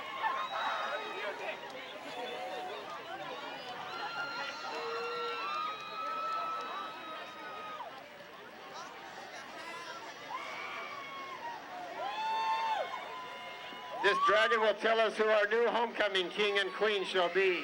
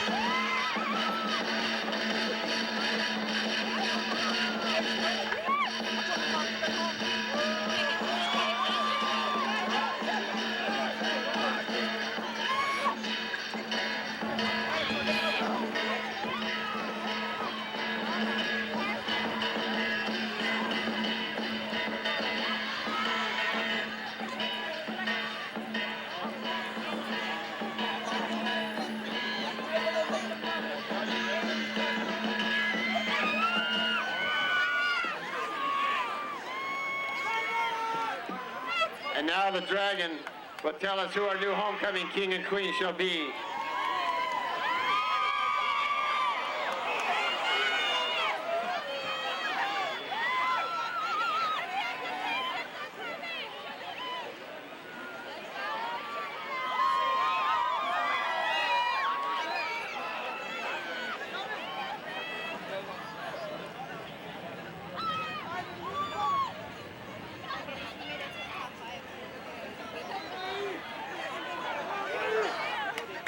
Come on, dragon, cough it up.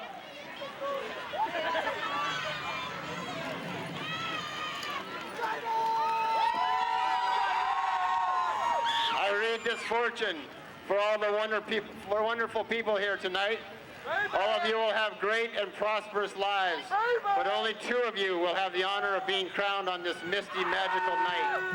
The lucky couple shall live in a wonderful paradise known as Shangri-La. Thousands will cheer and trumpets will play as students pay respect to their new king. Anthony China Trujillo.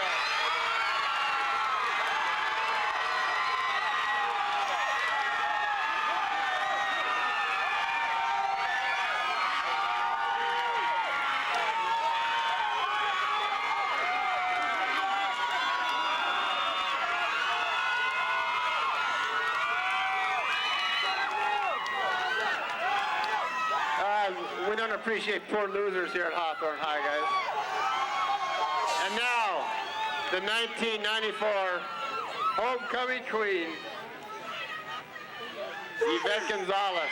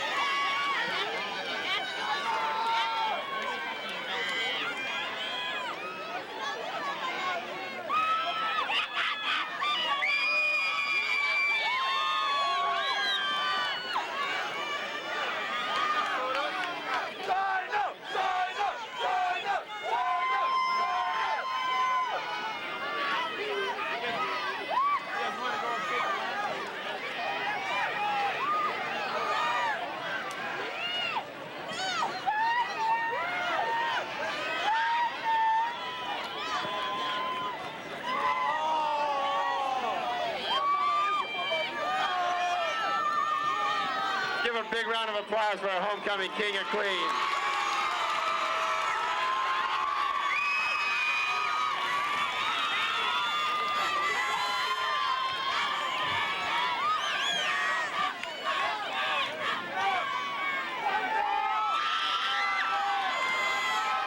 Attention Booster Club members, you have a meeting Tuesday night at 7 o'clock in the teacher's lounge.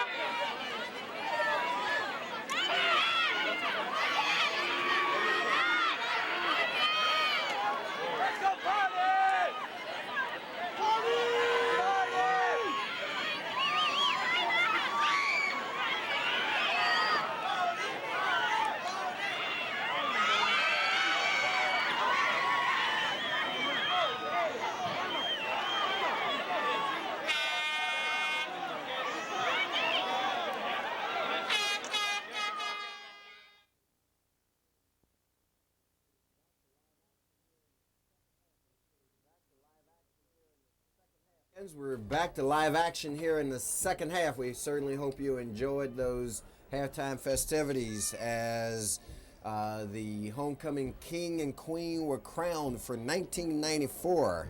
Our congratulations go out to the homecoming queen, Yvette Gonzalez, and the homecoming queen, the very popular Anthony Trujillo, known to his many friends and fans here at Hawthorne High as China.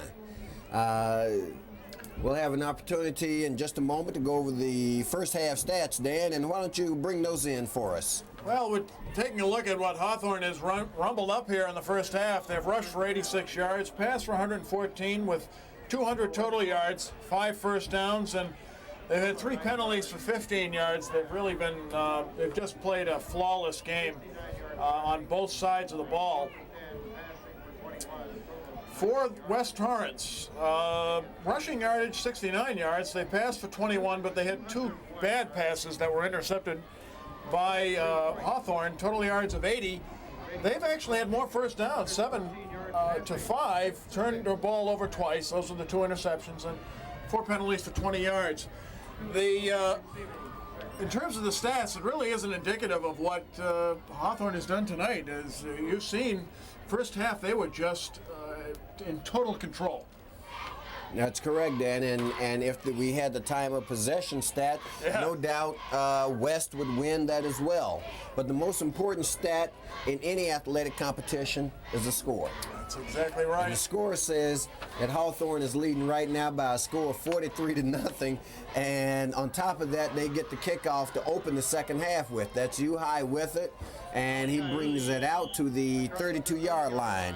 And of course, Malachi was brought down by Scott Wells, and I was going to say in the first half, we know in the second possession he had a 92-yard kickoff return for a touchdown. One of the many different ways that the Cougars scored in that first half. As we said, they scored offensively, defensively, special teams, trick plays, you name it, they did it.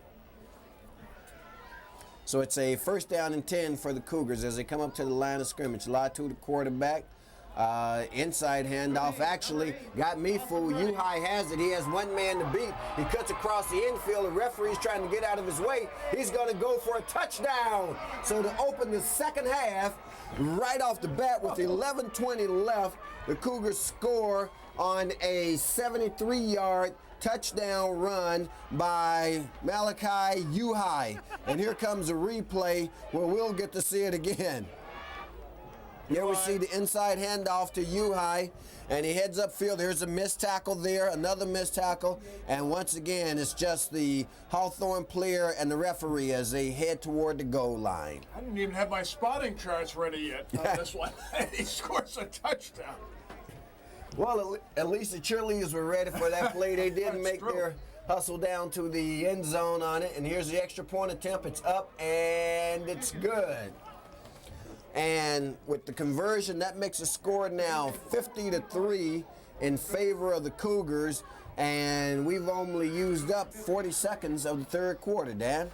Well, again, I don't think all the people are back from the from halftime, and Hawthorne is on the board. So the second half looks like it's going to be a similarity to what happened in the first half for the Cougars, as Malachi Uhi just rumbles to the end zone, cut cross. There wasn't anybody that touched him really, and he just rumbled in for the touchdown, and the Cougars are off and running.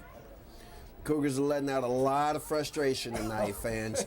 However, if I could offer them a suggestion, I'd suggest they save some of these points for next week. Here we see the replay once again of U-High streaking up the field. Missed tackle there by number 27 for West as he heads into the end zone. A couple of Warriors in pursuit, but no one near tackling them. I think the cheerleaders are going to have to save the energy based on what's going on tonight.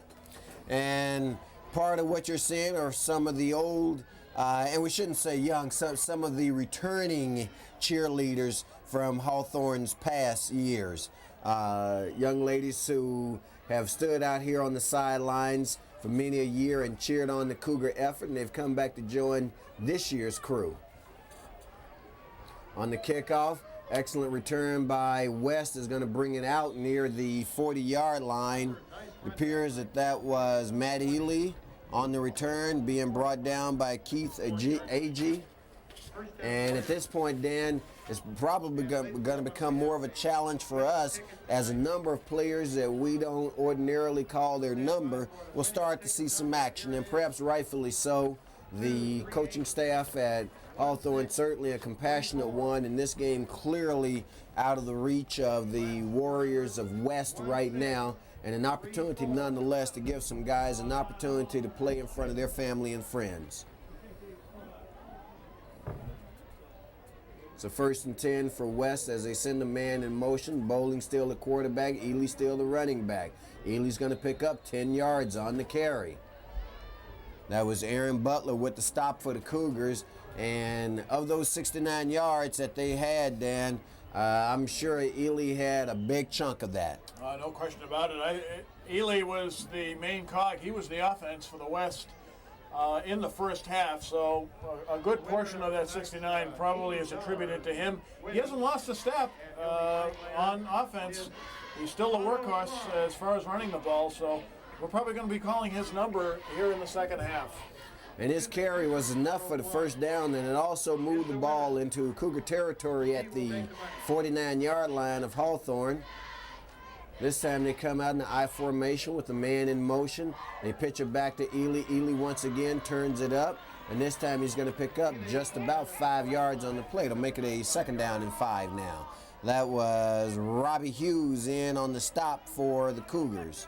Well, Robbie Hughes is a name that we don't call too much. He's a second-string linebacker in for the Cougars. And again, I think that brings your point across that we're going to see some players who don't get a chance to play very often for the Cougars, and again, that's great.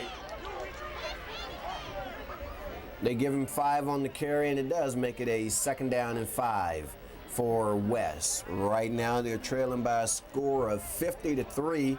And then we got to start thinking pretty soon, and we'll check with our crack statistician Dale in just a few minutes, but the Cougars have to be approaching some sort of school scoring record at this point. Bowling once again brings his troops up. He does an inside handoff to Anthony Minor. Minor's going to pick up the first down and then some as he takes it down to the 35-yard line, finally brought down by Thomas Winley. Well, it looks like Minor is well again after the elbow problem that he had in the first half. We're going to see the run again by Minor.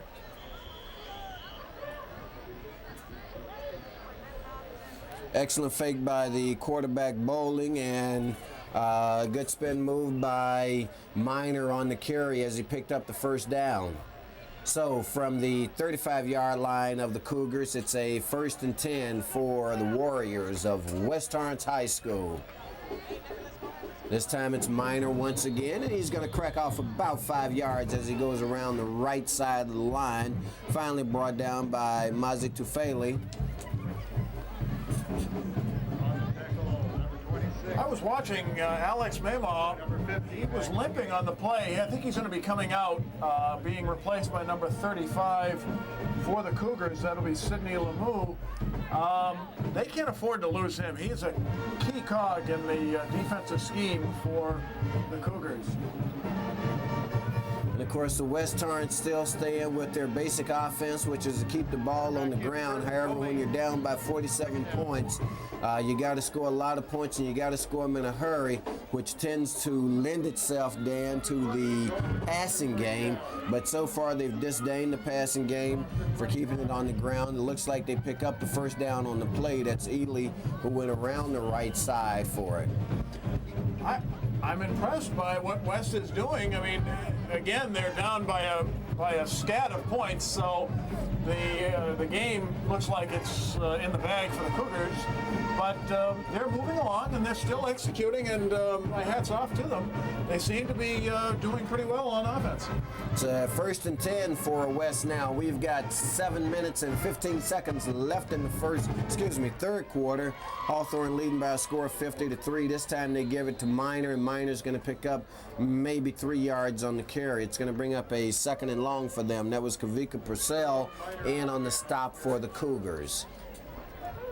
I would think, again, it brings up your point about some players getting in the game who don't usually get a chance to play very often, and they may want to rest some of their first stringers for the big game next week against Lusinger.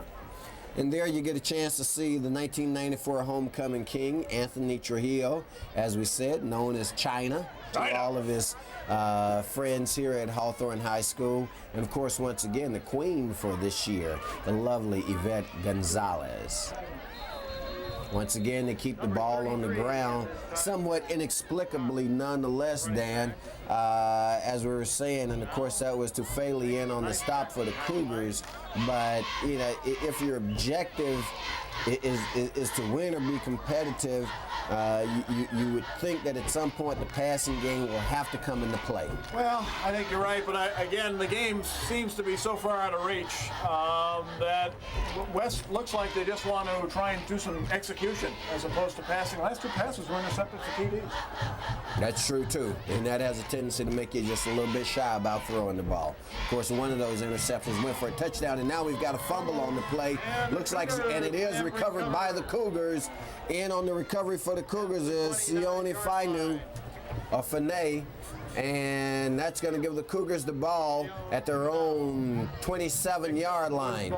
You're going to see here on the replay, Bowling, the quarterback, just never really got a good handle on it. Looks like he mishandled it coming away from center, and finally in on the recovery was the Cougars. Another bad, unfortunate turnover for West. Certainly they can't afford any, but in this case, looks like they were moving down the field, but unfortunately they cough it up and the Cougars have it 1st and 10. Quarterback is Satina Latu, number 9. And Latu right now is still in at quarterback, a little bit of a surprise. They do keep it on the ground, however, and that's Marcel Jameson, and Jameson picks up maybe 3 yards on the carry. So right now, Dan, the Cougars still have most of their starting complement on the field. Richard Reed was in on the stop for them, and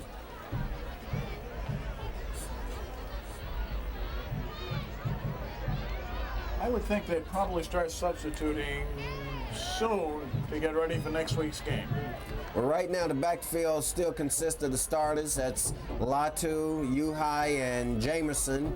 Jameson the up back, Uhai the deep back. They fake to both of them. He drops back to pass and underthrows his intended receiver out in the left flat. That pass was intended for Jerry Ibarra. He had number 7, Brian Gray, was wide open going down the field on a fly pattern, and if he saw him, that would have been another touchdown. And for West case, it's probably just as well that he did. Well, there was a lot of traffic back in the backfield as they attempted to get the play underway, and I think we're going to see that on the replay coming up here on the fake handoff. Now, as you can see, there's so much traffic there, he just looks for his first open receiver, who was Ibarra out in the left flat. This time they're in I formation with 3 wide outs, 1 in the slot, but they hand it off inside to Jameson, and Jameson is going to be awfully close to a first down. This is really going to depend on the official spot, and it's going to be close. They may have to measure this one, Dan. I think you're right. Jameson just went powered inside, went up the middle, and got close to the first down, and it looks like they've got it. 39-yard line. So out at their own 38-yard line off the fumble recovery. It's a 1st and 10 for the Cougars. This is their 4th play of the drive, which started at their own 37. Here's a pitch back once again to Jameson. He's got a couple of blockers out front. Yeah. And let's see. And we've got an injured West Torrance player down on the Cougar side of the field. We're being told that it was a possible crackback block. Looks like by number 65. The officials are calling for the crew. Here you see the block there, and it was 2 Cougars that took him out. One of whom was number 65 for the Cougars, and that's a pretty big fella. And Marlon Coronado, he's 5'10". Looks like William Hernandez was down on that play. As I was watching that run unfold, a tremendous block thrown in there by number 7, Brian Gray. He just knocked one of the West High safeties down and allowed for the big gain on the play, but Hernandez is walking off under his own power, and that's a good sign. Yeah. Okay. And I think we'll get a chance to see again, Dan, and Hernandez is still a little woozy as he staggers off of the field. But when we see on the replay, you're going to see that there were 2 guys who got him, and here we see it coming, as you can see there on the bottom left of your screen. The guy just ran into a wall of Cougar. Coronado was the big guy, and of course he's a big boy. Coronado goes at 5'10", 250. He's a senior and a good Out of the I formation, they hand it off this time to Kelvin Hunter, and Hunter's going to be stacked up by the defenders from West Torrance. And leading the way for them was Grady Sam. Picked up about 2 yards on the play. It's going to make it a 3rd and very long. And of course, now we're starting to see a few of the substitutes come in. You'll see on the replay here as they hand it off to the second back through, who's Hunter. And Hunter finally gets one guy gets a leg tackle on him, which holds him up just long enough for the rest of the West defenders to get there. They show 2nd and 7 on the scoreboard. Once again, they keep it on the ground. This is Jamison, and Jamison picks up maybe a yard on the play. It's going to bring up a 3rd and long. West guard in on the stop for the Warriors. Well, we've got a 3rd down here. We're in about 7, probably 6. I would think that Dan Robbins wants to run the ball again, get the execution down in preparation for the next week's big game with Lusinger. Well, if the Lusinger Olympian coaching staff is scouting this game, they clearly see they've got a lot to work on for next week. Latu drops back to pass, hits Jamison in the flat. Jamison's going to pick up the 1st down before he's finally pushed out of bounds by number 81. That's Jason Lane, 6'1", 185-pound senior for West Torrance.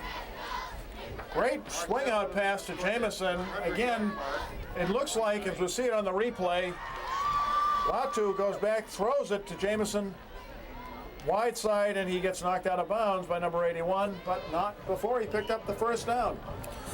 One of the things that I noticed that Latu did there, Dan, which is very effective, and that's that he looked left and threw right, which keeps the defense off balance.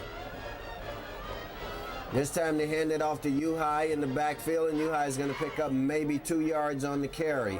The ball is down inside the 35-yard line. That was Richard Reed on the stop for West, along with Mark Tatum. We've got 1:51 left in the 3rd quarter, with the Cougars leading by a score of 50-3. And actually, with the running game, Dan, I must admit that I just looked at the clock a moment ago, and I apologize, fans, for not keeping you more abreast of time remaining. But the quarter has progressed very quickly due to the running game. Well, again, I think that's helpful for West, as this game certainly is one that they probably want to put away and get back on the bus and go home. And that may well have been a part of their strategy. Here we see a couple of broken tackles, and it's going for a big game before he's finally brought down. That was Kavika Purcell. And had he not lost his footing, he could have gone all the way on that. Kavika Purcell, it's his 1st carry of the night, and again, he is a threat, as we see here on the replay. You'll watch, he takes the ball up the left guard, then runs to the right, takes a cut back to the right, and actually escapes 2 West players before he trips down, but not before a great gain. Takes the ball down inside the 10-yard line. Looks like they spotted just inside the 10-yard line. They dropped the other yard marker, so it's going to be a 1st and goal. This time they come with a full backfield. They hand it off to Hunter, and Hunter's going to be awfully close to the goal line. Not quite enough for the touch. So it'll bring up a 2nd and goal for the Cougars now. Full house backfield on the setup there. Reminiscent of what Lusinger runs quite often and has been running over the last few weeks. And if that can work for the Cougars, again, should pay great dividends in next week's ballgame. 2nd and goal for the Cougars. We've got a stoppage of play, and actually that's the end of the 3rd quarter. So after 3 quarters, the Cougars lead by a score of 50-3 as they tack on 7 more points in the 3rd quarter, and the quarter ends mercifully with them knocking at the door once again, Dan. Well, again, West was executing pretty well as they took some time off the clock. The game is out of reach for them, but you can't give the Cougars enough credit for how they've been playing tonight. West, unfortunately, just doesn't have the horses. They've come up with a couple of tough turnovers, and what looks like leading to another score by Hawthorne here as we start the fourth quarter. And I suppose as we look back on it, Dan, and I was mentioning about the clock and how time moved, you almost think in hindsight that was a part of the strategy of the West coaching staff. One was, hey, let's just keep the ball on the ground, execute, and allow the clock to continue to run, and the sooner it runs, the sooner we're out of here. Well, you've seen a number of these games, Rufus, and I think that once it starts to get out of hand, the thing you want to do is get it over quickly. But while you've got the time, let's execute, get some things down, and still play the game. And I'm gathering, although we thought it was the end of the quarter and the scoreboard is somewhat deceptive, it appears that there are actually 8 seconds left in the third quarter, fans. So, in fact, the Cougars may get another score before this third quarter is over. There's movement on the offensive line not called. They aren't going to get in this time, however, and that will be the final play of the third quarter. So they'll start the fourth, moving in the opposite direction, and it'll be third and goal when we come back for fourth quarter action, with the Cougars leading by a score of 50-3 over the visiting West Torrance High School Warriors.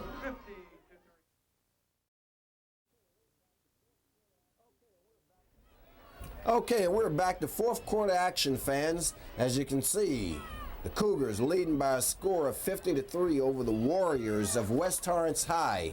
And as we start the fourth quarter, unfortunately for West Torrance, the Cougars will be starting from just about the 3-yard line on a third and goal play, Dan, looking to add yet more points to this already huge lead. Full house backfield greets the Warriors as the Cougars set up on the line of scrimmage, 3rd and 3. They keep it on the ground, and the Cougars are going to get a moral victory here as they stop them on the third and goal play. In fact, knock them for a yard loss on the play. That was Tyrone Minor. And as we can see, then, although Letu, the starting quarterback, is out there, the rest of the guys there are basically second and third teamers that are out on the field with them right now. And you've got the first team defense of the of the Warriors against Hawthorne's third string offense for the most part. Well, it gives a chance for some of the players that don't get in often to play, gives them some experience which may be necessary as the playoffs come up. Injuries can happen at any time. You've seen it over the years. So it looks like we've got some wholesale changes that are being made here in the Cougar lineup. We've also got an injured player down on the far side of the field. Looks like a West Torrance player, although we can't exactly see the jersey, but from the fact that I don't see any burgundy and gold, I'm going to take it that that's a West Torrance player that's down over there. We're going to try and get the number for you while he's down. He's surrounded by the medical team and coaching staff for West Torrance. And while we take this official timeout, we'd like to remind you again, next week, the big game between Lusinger High and Hawthorne. It's going to be the rivalry continued, and as always, the Bay League is on the line. Both teams fighting it out. The winner will still be in the hunt. The loser will basically prepare for the playoffs, as the playoffs will be beginning the following week. And although we don't have a score on tonight's Lusinger contest, Lusinger, of course, playing North Torrance over in Lawndale, as I found out earlier this evening. North Torrance, of course, coming in with no wins. They're 0-5 in the league and 0-8 overall. Lusinger, of course, 6-1-1. Overall and 4-1 in the league. So that sort of pencils out on paper, at least, to be a Cougar, an Olympian victory. And if that does hold up, or my speculation proves to be true, then in fact you will indeed have a big game coming into next week, as Lusinger would come in with a record of 7-1-1 overall, and Hawthorne would come in with 7-2. The injured player that we can finally identify now, limping off, assisted by some of the coaching staff for West, is number 54, and that's Ken Corder. And Dan, that's what you sort of call adding injury to insult, if you will. Absolutely. Again, you never like to see anybody hurt in any kind of competition, but for West tonight, it's just been a tough game, tough night. Well, here's the field goal attempt that's up and good for the Cougars. So that now extends their lead to 53-3 and gives them a whole 50-point lead. Well, I tell you, I think that in going for the field goal for Hawthorne, it really was giving an opportunity for the kicking game to practice what they need to do. I don't believe that Dan Robbins is running up the score by any means, and I think that the West coaching staff realizes that as well. They're basically executing, and it gives their kicking team a chance to practice basically, and in this case, Torrance comes through with the field goal. And unfortunately, the score is 53-3. But in any event, both teams still going to play tough for the final 11 minutes and 30 seconds to go. And as we await the kickoff, Hawthorne is starting to send out some players again who haven't played too often, as we've seen over the years, over the year as we come along. And West will probably do the same as well, giving the opportunity for some young men to get in there and play, get some experience. It'll help both clubs, and it's really what this is all about. Hawthorne, as they played Peninsula 2 weeks ago, Peninsula came in riding a wave, and their cylinders were all clicking. Tonight for the Cougars, everything that's just that they've touched has turned to gold, and that's for Cougar fans, that's great. For West, it's a little tough, but in any event, it's been a great homecoming here at Hawthorne High, and we expect to see even more with the final 11 minutes in the game as we move along in the fourth quarter and in preparation for next week. Gabriel Torres puts his foot into it. Gabriel Torres kicks off, and West, and that is for the West Warriors as they march over midfield. Number 26 for West, that is Scott Wells on the return. He was an up man, fielded that kick. He's actually fielded 3 of them tonight, as Torres has not been kicking deep. He's kind of kicked short after that first kickoff in the beginning of the game when they recovered. I can see why.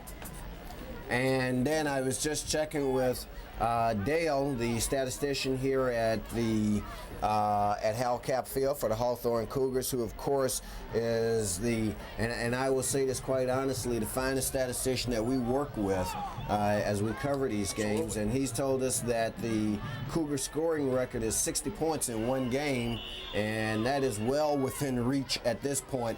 As you were saying, we've got 10:45 left in the contest, and the Cougars have 53 points on the board right now. Short gain on the play for West brings up a second down and long. Let's call it about a second down and 8 for them. Once again, the Cougars have successfully kept them out of the end zone. They did put 3 points on early in the ball game. In fact, they scored their field goal on their second possession of the game and have been shut out ever since. Conversely, the Cougars have scored on virtually every possession. Bowling still the quarterback. Ely still in the backfield with him. They send a man in motion once again. They pitch it back to Ely. He's coming around the right side. He's got a blocker, leaves us blocking, and he's brought down by a host of Cougar defenders led by number 44, Kavika Purcell. Well, Kavika Purcell again still in there at linebacker. He's reading extremely well. He plays the outside run very, very well and is in on a number of tackles. He's been in on a number of tackles tonight. So it brings up a 3rd down and 6 for West now as we move under the 9.5-minute mark here in the fourth quarter. They're trailing, of course, as we said, by a score of 53-3. The Cougars certainly looking at their scoring record, which is 60 points in the contest. Bowling fakes the handoff this time to Ely. Passes over the middle, and it's incomplete. Pass intended for Jason Lane. Kavika Purcell once again giving hot pursuit on Bowling there. Well, Bowling rolling out to his left, so going against the grain. Tries to find Lane as he cuts across the middle of the field. Lane had just enough yardage for the first down if he had caught the ball, but unfortunately he was led just a bit too much, and that will bring up a fourth down for the Warriors. It looks like they're going to go for it. Can't say as I blame them at this point. So it's a 4th and 6 for West, and now Bowling, the quarterback who doubles as the punter, drops back in punt formation, and it's a short snap, and it's taken by the upback, number 21. He's going to pick up the first down. We've got a flag on the play. We'll have to see what the flag is. That was Mike Sabala who took the snap, and Dan, I think you sniffed it out, although the formation certainly fooled us for a moment, but the upback took the snap and ran off enough for the first down, but there is a flag, and we'll have to see who the flag is against. 3 points on early in the ball game. In fact, they scored their field goal on their second possession of the game and have been shut out ever since. Conversely, the Cougars have scored on virtually every possession. Bowling still the quarterback. Ely still in the backfield with him. They send a man in motion once again. They pitch it back to Ely. He's coming around the right side. He's got a blocker, leaves his blocking, and he's brought down by a host of Cougar defenders, led by number 44, Kavika Purcell. Well, Kavika Purcell again, still in there at linebacker. He's reading extremely well. He plays the outside run very, very well, and is in on a number of tackles. He's been in on a number of tackles tonight. So it brings up a 3rd down and 6 for West now, as we move under the 9.5-minute mark here in the 4th quarter. They're trailing, of course, as we said, by a score of 53-3. The Cougars certainly looking at their scoring record, which is 60 points in a contest. Bowling fakes the handoff this time to Ely. Passes over the middle, and it's incomplete. Pass intended for Jason Lane. Kavika Purcell once again giving hot pursuit on Bowling there. Well, Bowling rolling out to his left, so going against the grain. Tries to find Lane as he cuts across the middle of the field. Lane had just enough yardage for the first down if he had caught the ball, but unfortunately he was led just a bit too much, and that will bring up a fourth down for the Warriors. It looks like they're going to go for it. Can't say as I blame them at this point. So it's a 4th and 6 for West, and now Bowling, the quarterback who doubles as the punter, drops back in punt formation, and it's a short snap, and it's taken by the upback, number 21. He's going to pick up the first down. We've got a flag on the play. We'll have to see what the flag is. That was Mike Sabala who took the snap, and Dan, I think you sniffed it out, although the formation certainly fooled us for a moment, but the upback took the snap and ran off enough for the first down, but there is a flag, and we'll have to see who the flag is against. Well, again, when I saw the initially I saw it, I thought that they were going to go for it, but then when the quarterback dropped back,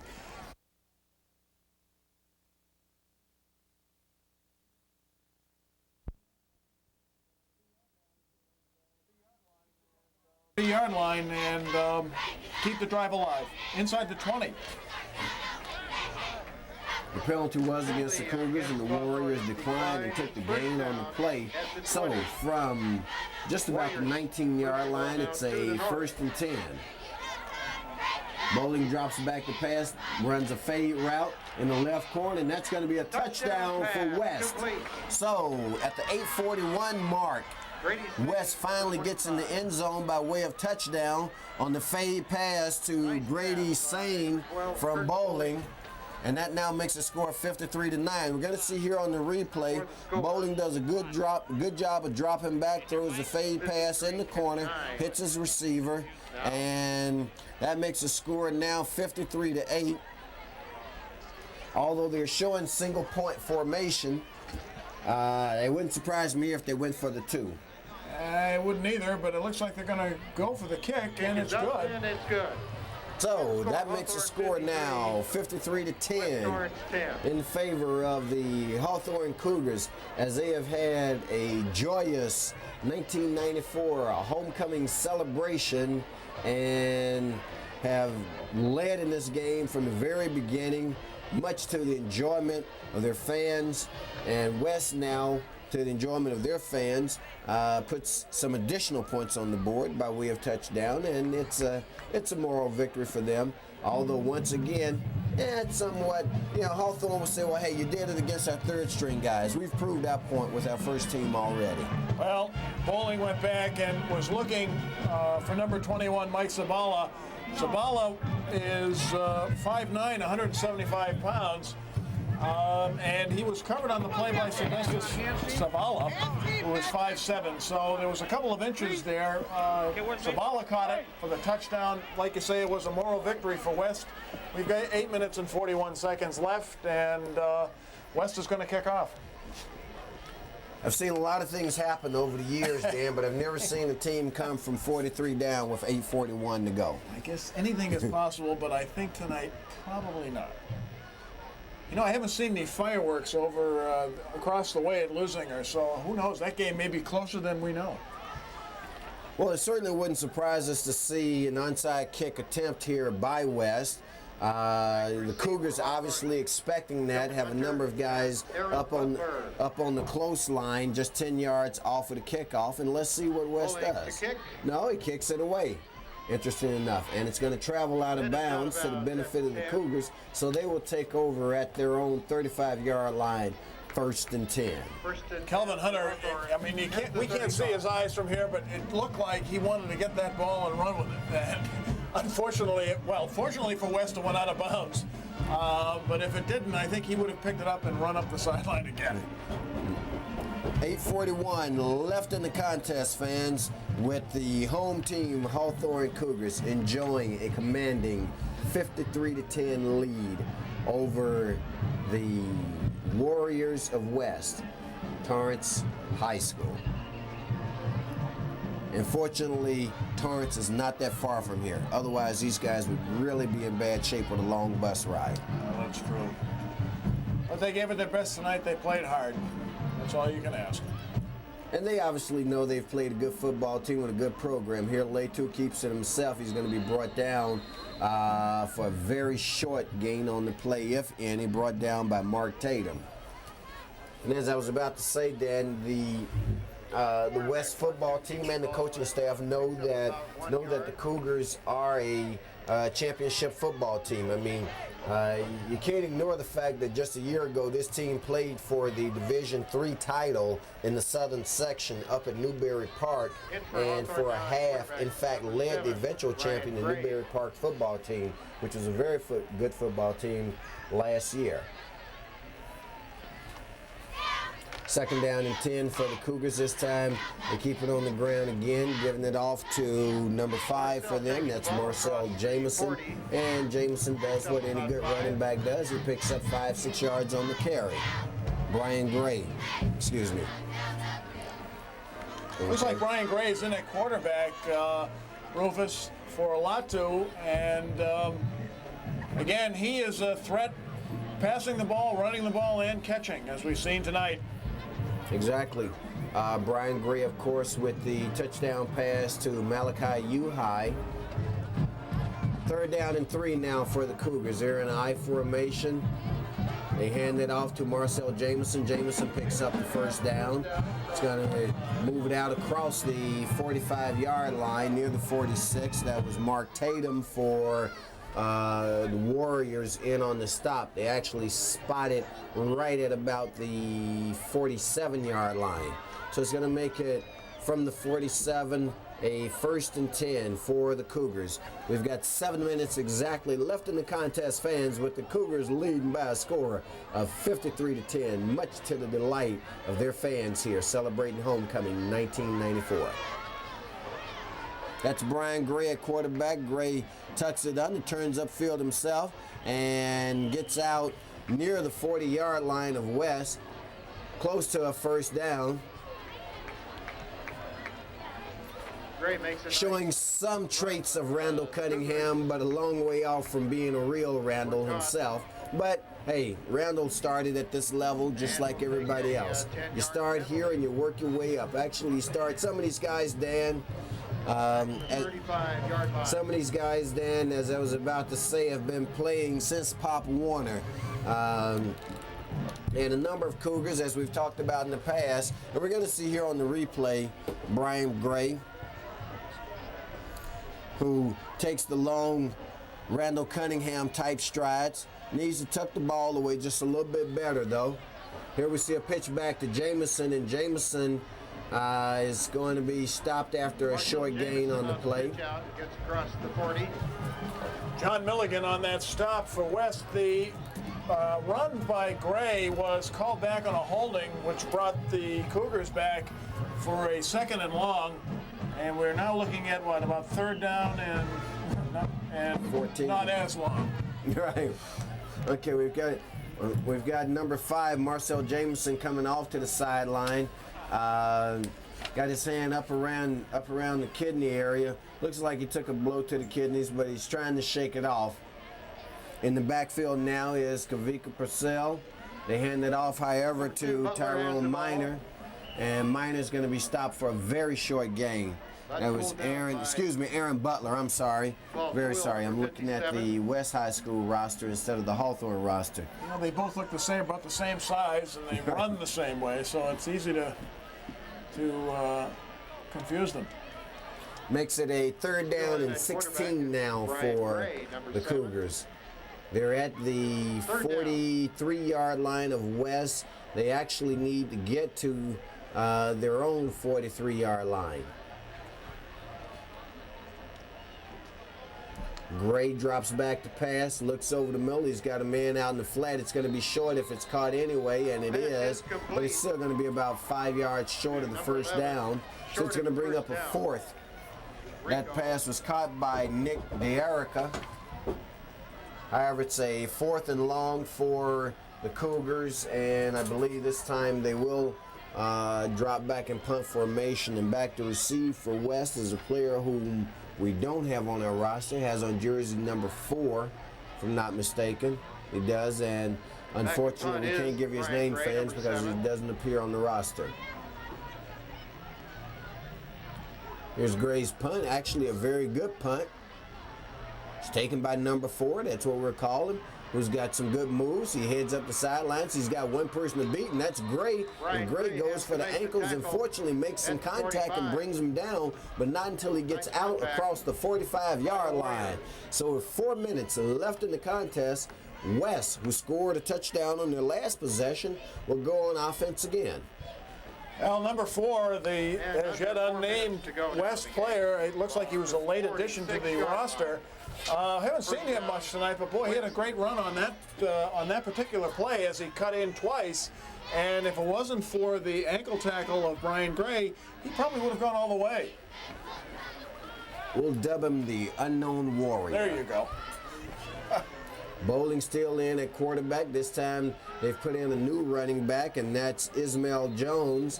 And Jones goes around the left side and picks up, looks like about 5 yards on the carry, maybe even 6. Looks like it's going to be a 2nd down and 4 for West now as they move the ball over into Cougar territory at the Cougar 46-yard line. That was Kavika Purcell in on the stop for the Cougars. Look for a pass play here as Bowling, as they are now across midfield.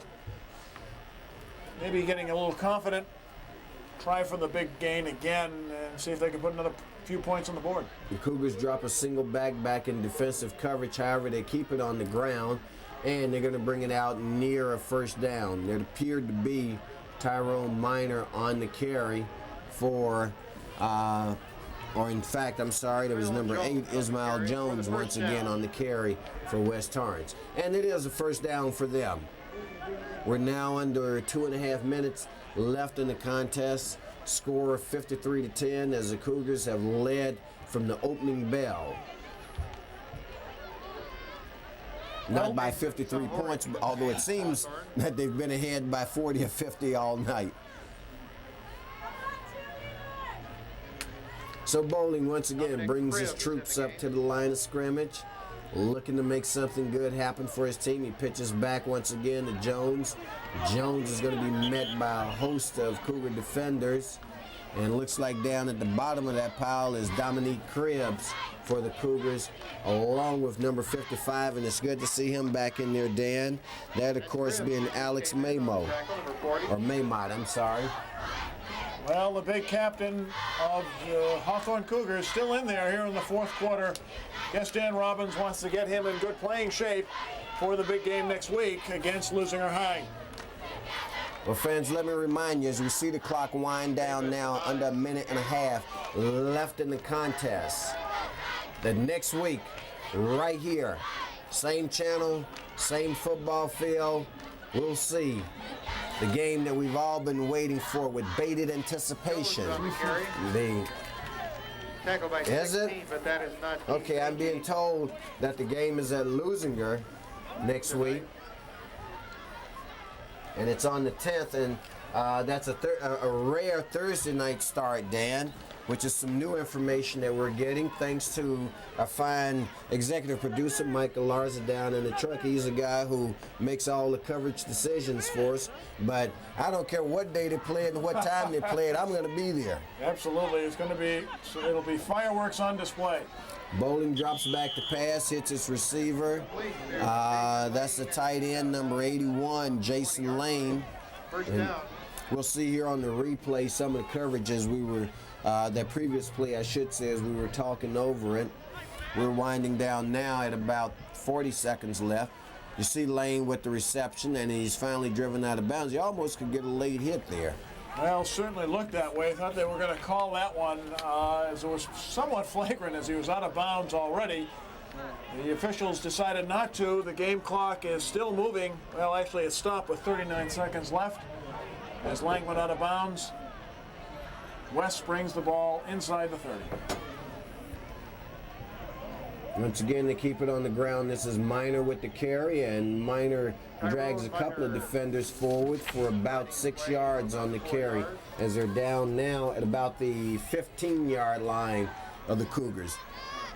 There's very little time left on the clock in this game, and now we've got a stoppage in play, which gives me an opportunity, fans, to set the table correctly, I believe, here.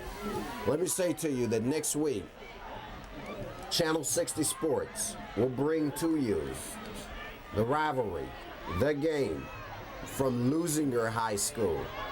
The Hawthorne Cougars, who will be coming in with an overall record of 7-2, and we suspect the Lusinger Olympians will be coming in with an overall record of 7-1-1. They call it, it's been dubbed this year, the Melee of the South Bay. The Cougars against the Olympians at Olympian Field, and that's going to be next Thursday night, and that's an important note, fan, because I know we're all used to these games being on Friday night, but instead it's going to be on next Thursday night. That should be a 7:30 kickoff.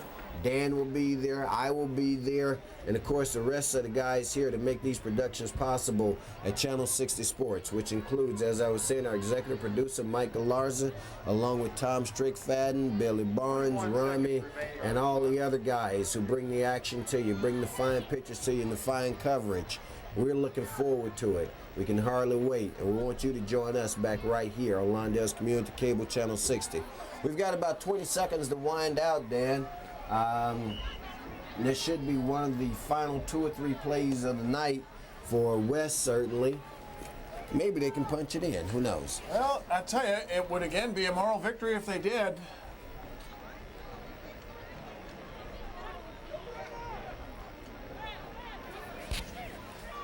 Once again, here's a fade route in the corner, except this time it's intercepted by the Cougars. That looks like number 36 for the Cougars on the interception, and that's going to be Tosh Azay.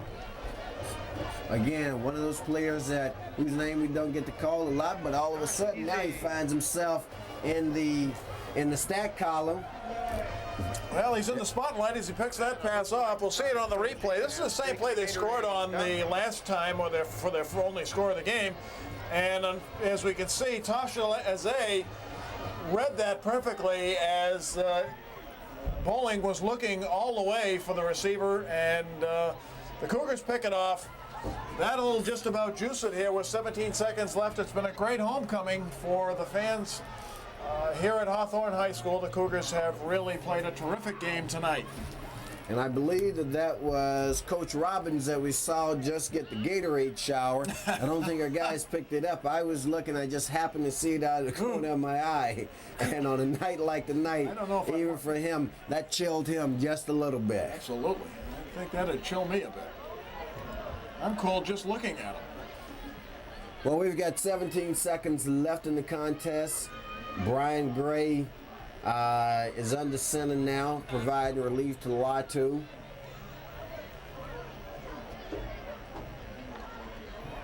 And this should be the last play of the game. But before we get this play off, we're gonna have a penalty that looks like it may go against West Torrance, and it does. So everything that could go wrong did go wrong for West Torrance tonight. They did put 10 points on the board against this very good Cougar football team. 7 of those came very late, however, as they trailed for most of the game, having only 3 points on the board.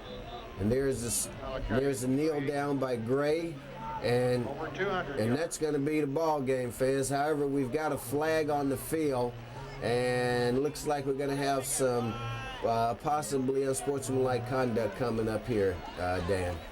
Well, a little frustration on the part of the West players, but that'll do it as the time runs out. And well, actually, now it looks like they're resetting the clock. Or no, it's not. That's it. I saw a signal from the coaching staff, Dan, to go ahead and let's wind the clock out and get out of here. I mean, what's to be gained at this point? And with that, fans, that's the game. The Hawthorne Cougars celebrate homecoming 1994, Dan, in a tremendous way with a huge 53-10 victory over the West Torrance Warriors, a team that came in with something at stake. They played gritty, they played tough early on, but clearly they were overmatched by this Hawthorne Cougar team. Hawthorne had all the cylinders going tonight, and really in preparation for next week's game. The playoffs are coming. They're a strong team, great players on both sides of the ball. They really put it all together tonight. Well, it certainly was a joy to me to bring this contest to you tonight, fans. And once again, let's congratulate our homecoming king and queen. Yvette Gonzalez was crowned the queen for 1994, and Anthony Trujillo was crowned the king for 1994. So our best wishes go out to the entire Cougar family as we once again say thank you to the Hawthorne Cable Usage Corporation in conjunction with the Lawndale Cable Usage Corporation for having made this broadcast possible. It's been a real pleasure. For Dan Simeon, I'm Rufus Washington, saying to you, be with us right here next week on Lawndale's Community Cable Channel 60 next Thursday night as we bring to you the matchup between the Cougars and the Olympians from Lusinger High School. For the entire crew at Channel 60, good night.